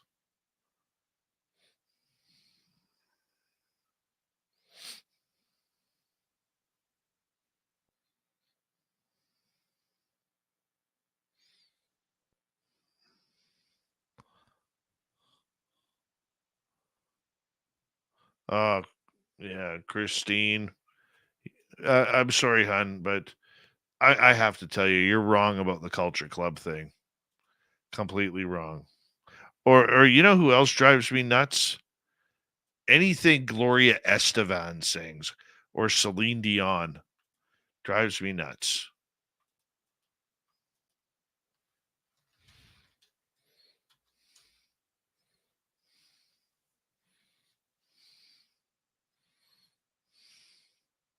Yeah, that Karma Chameleon's got to go in the garbage too, sweet Tony D. I agree with you.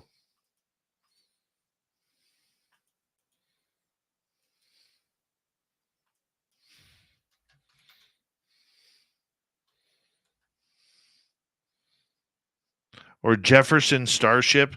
Remember they couldn't figure out what their name was. They went from Jefferson Airplane to Jefferson Starship to just Starship, then back to Jefferson Starship. Oh, the other two that drive me nuts. I'm going to be controversial here. You're not going to like this one or these two that I say because you're going to disagree with me. Anything Bruce Springsteen or John Cougar Mellencamp, whatever the hell his name is this week. Yep, that could go in the garbage too.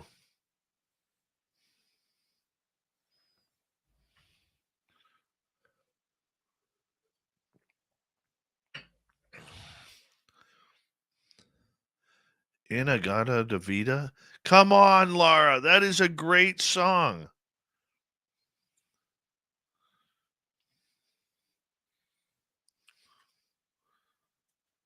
Deb, you wouldn't like my son. He loves metal. Like this shit. Like,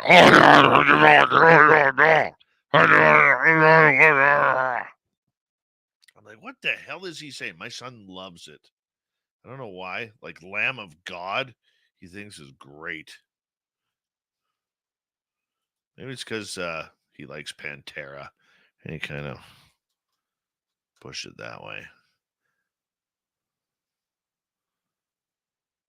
All right.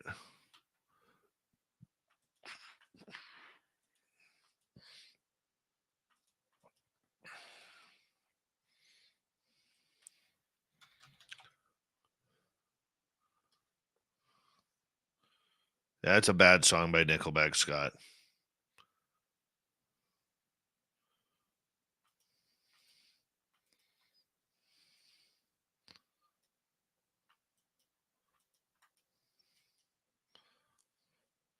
I saw Pantera in 92. Motorhead. Yes, good Motorhead. You never go wrong with the game. Or my favorite song by Motorhead, Ace of Spades.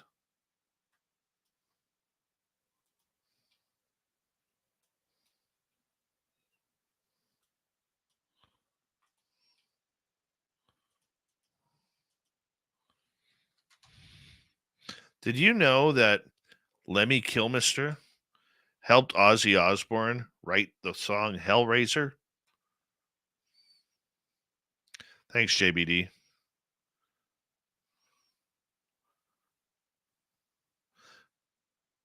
Oh, yeah. Majorly. Yeah. Anything Mariah Carey. She's on.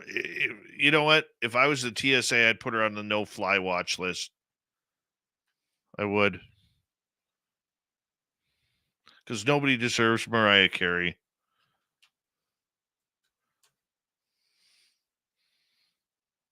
Me either, Michael Morris. I'm not a Rush guy. I know it's anti-Canadian to not like Rush. Not a fan. Not a fan.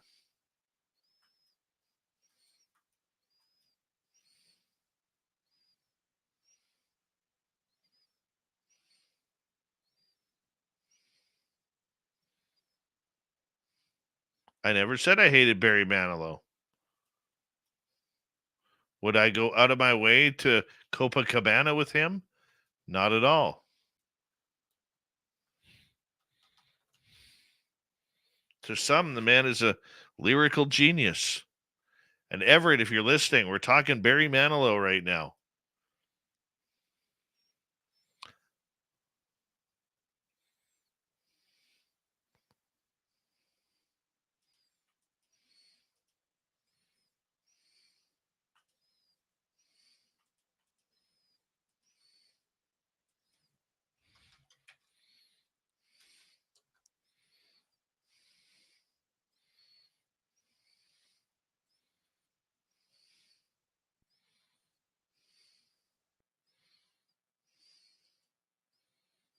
You know who I apparently is coming to touring this year that I would love to see? It's going a little bit old school for all of us. I'd love to see Heart in concert. Let's just be honest. Ann Wilson has one of the most greatest rock voices of all time. Never mind male or female. Ann Wilson, and prove me wrong on this, Ann Wilson of Heart has one of the greatest rock voices of all time.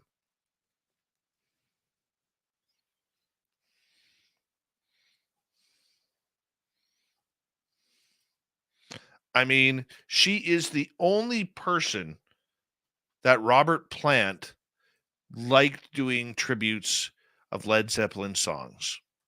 Their version of Stairway to Heaven, if that doesn't send chills down your spine, nothing will.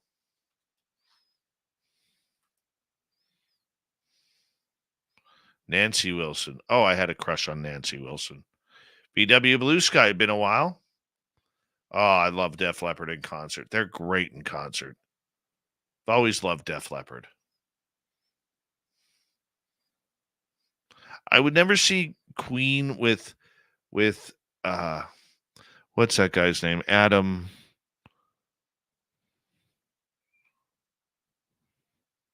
Whatever his name is. Their new lead singer.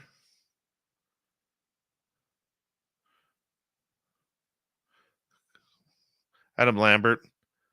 I'll tell you why I don't want to see Queen with him. Because if you actually go, I actually did this. I did it twice.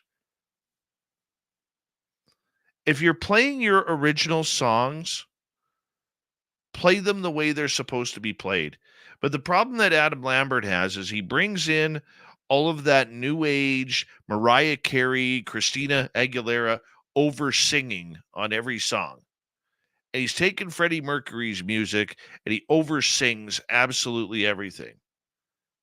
It gives his shtick of the song. I don't like that.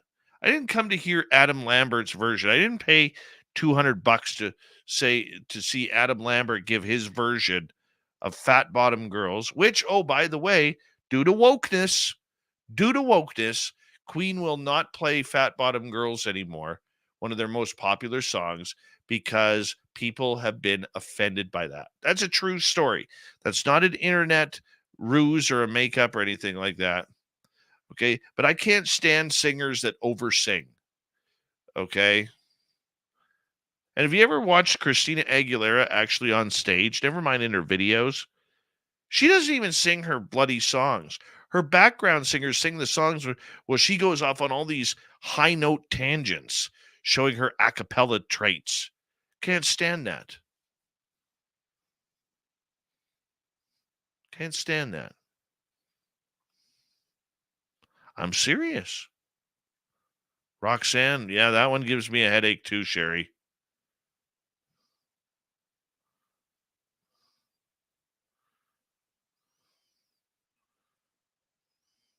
Yeah, I won't see Queen because of it. That's too bad.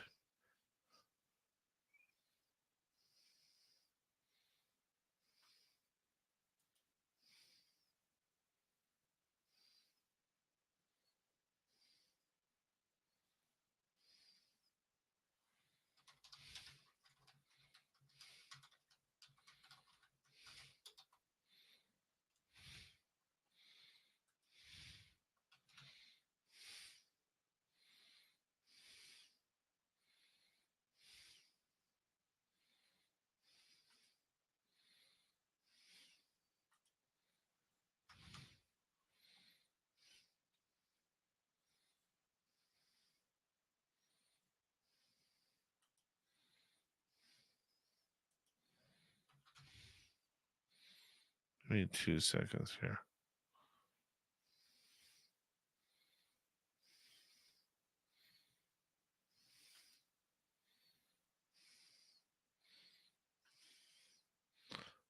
All right. Where am I here? All right, there we are. Rugged Source, how you doing? I never watched American Idol, Deb. Doesn't interest me. Supertramp. How do you not like Supertramp? They are amazing.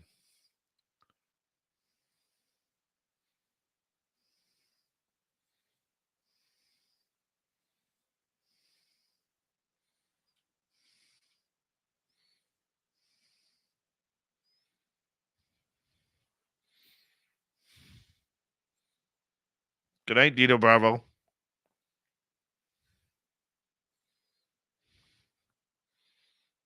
Alanis Morissette.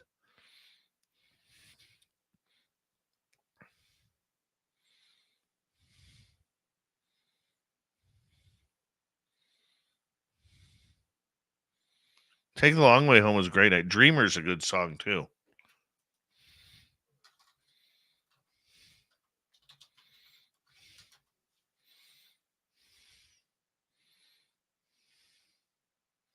Love Dreamer.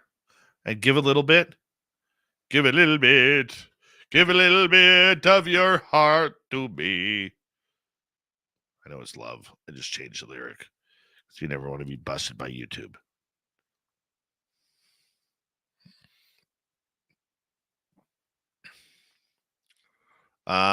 Don't care for Deb. I don't care. I love both.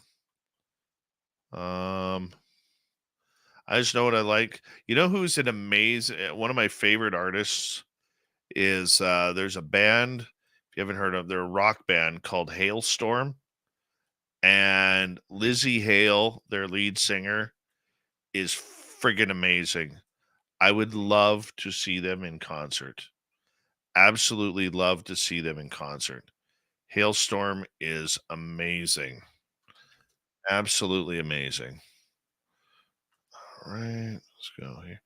Give me 2 seconds. Okay, so there we go.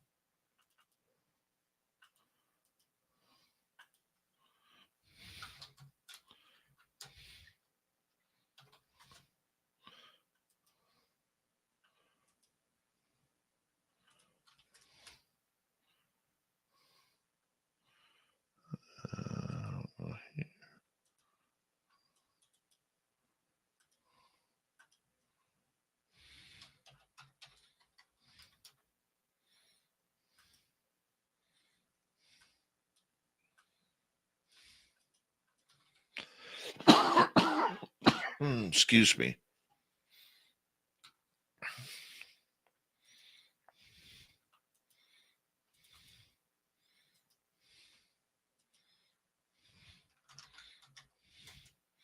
Okay, you're probably going to see me blurry here because I'm transferring files. Yeah, I'm blurry. There I am. Yeah, Lizzie Hale is absolutely amazing. Honestly, Dev, I'm not pivoting. I don't really care. I just like good music. Oh, what's that Deuce song? Driving by the light, revved up like a deuce. I hate that song. God, I hate that song.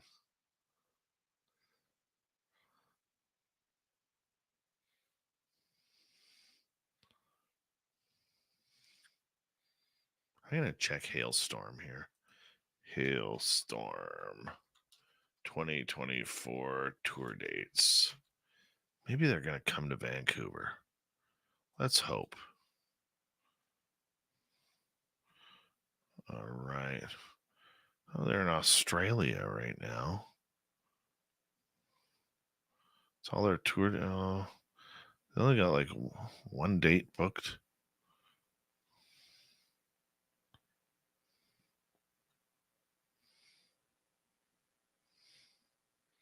Damn it. I was hoping for more than that.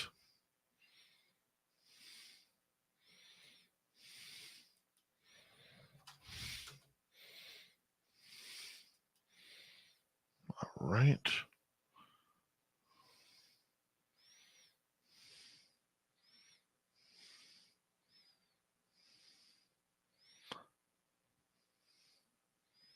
Hey, Lost Souls, how you doing?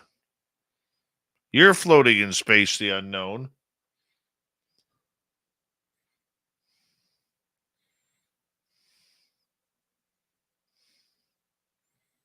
Oh yeah, you got the big Taylor Swift concert coming up there, Les Paul Holland. You might be able to get a guitar gig there. You know what? It's funny about Annie Lennox is back in the 80s, she freaked me out. She absolutely freaked me out when she was with Eurythmics.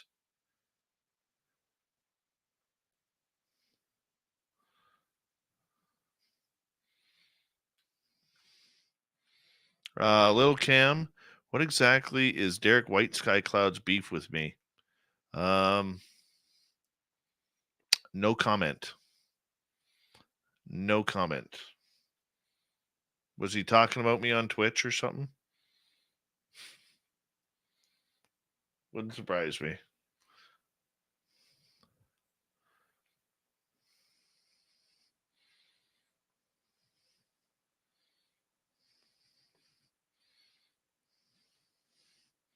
Yes, I saw that 96,000 at the stadium in Australia to see Taylor Swift. I honestly admit, I'd like to see her in concert. I would. I would totally see that. See her in concert.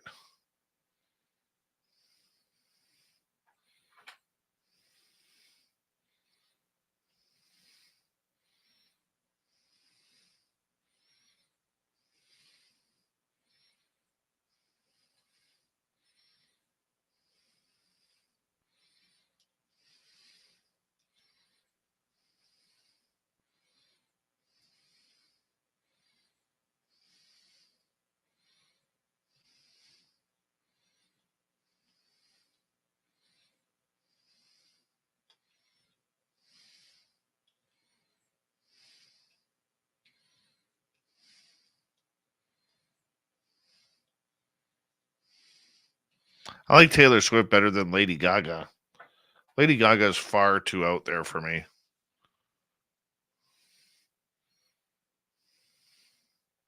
But she's a brilliant artist with a brilliant voice. Just not my cup of tea. Although that Bad Romance song, that does have a kick to it. Mm-hmm.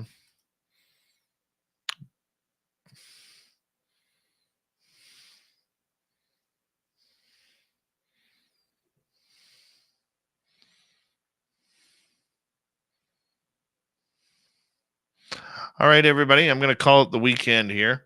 And thank you very much for taking the time to join us. It's been a fun week. I'll see you on Monday. Don't forget about Sweet Robbie G this weekend. And then on Sunday, Jessica Jones. We will see you all very, very soon. Remember to get your tickets at info@spacedoutradio.com. info@spacedoutradio.com for your tickets to Rito. Go get them. And thank you to Debster, Louis ×4, Kira, Tim Mothman, Gizmo ×3, W. David Page, Susan. Thank you for the love. We'll see you all on Monday, everyone. Take care. Where's that button? There it is.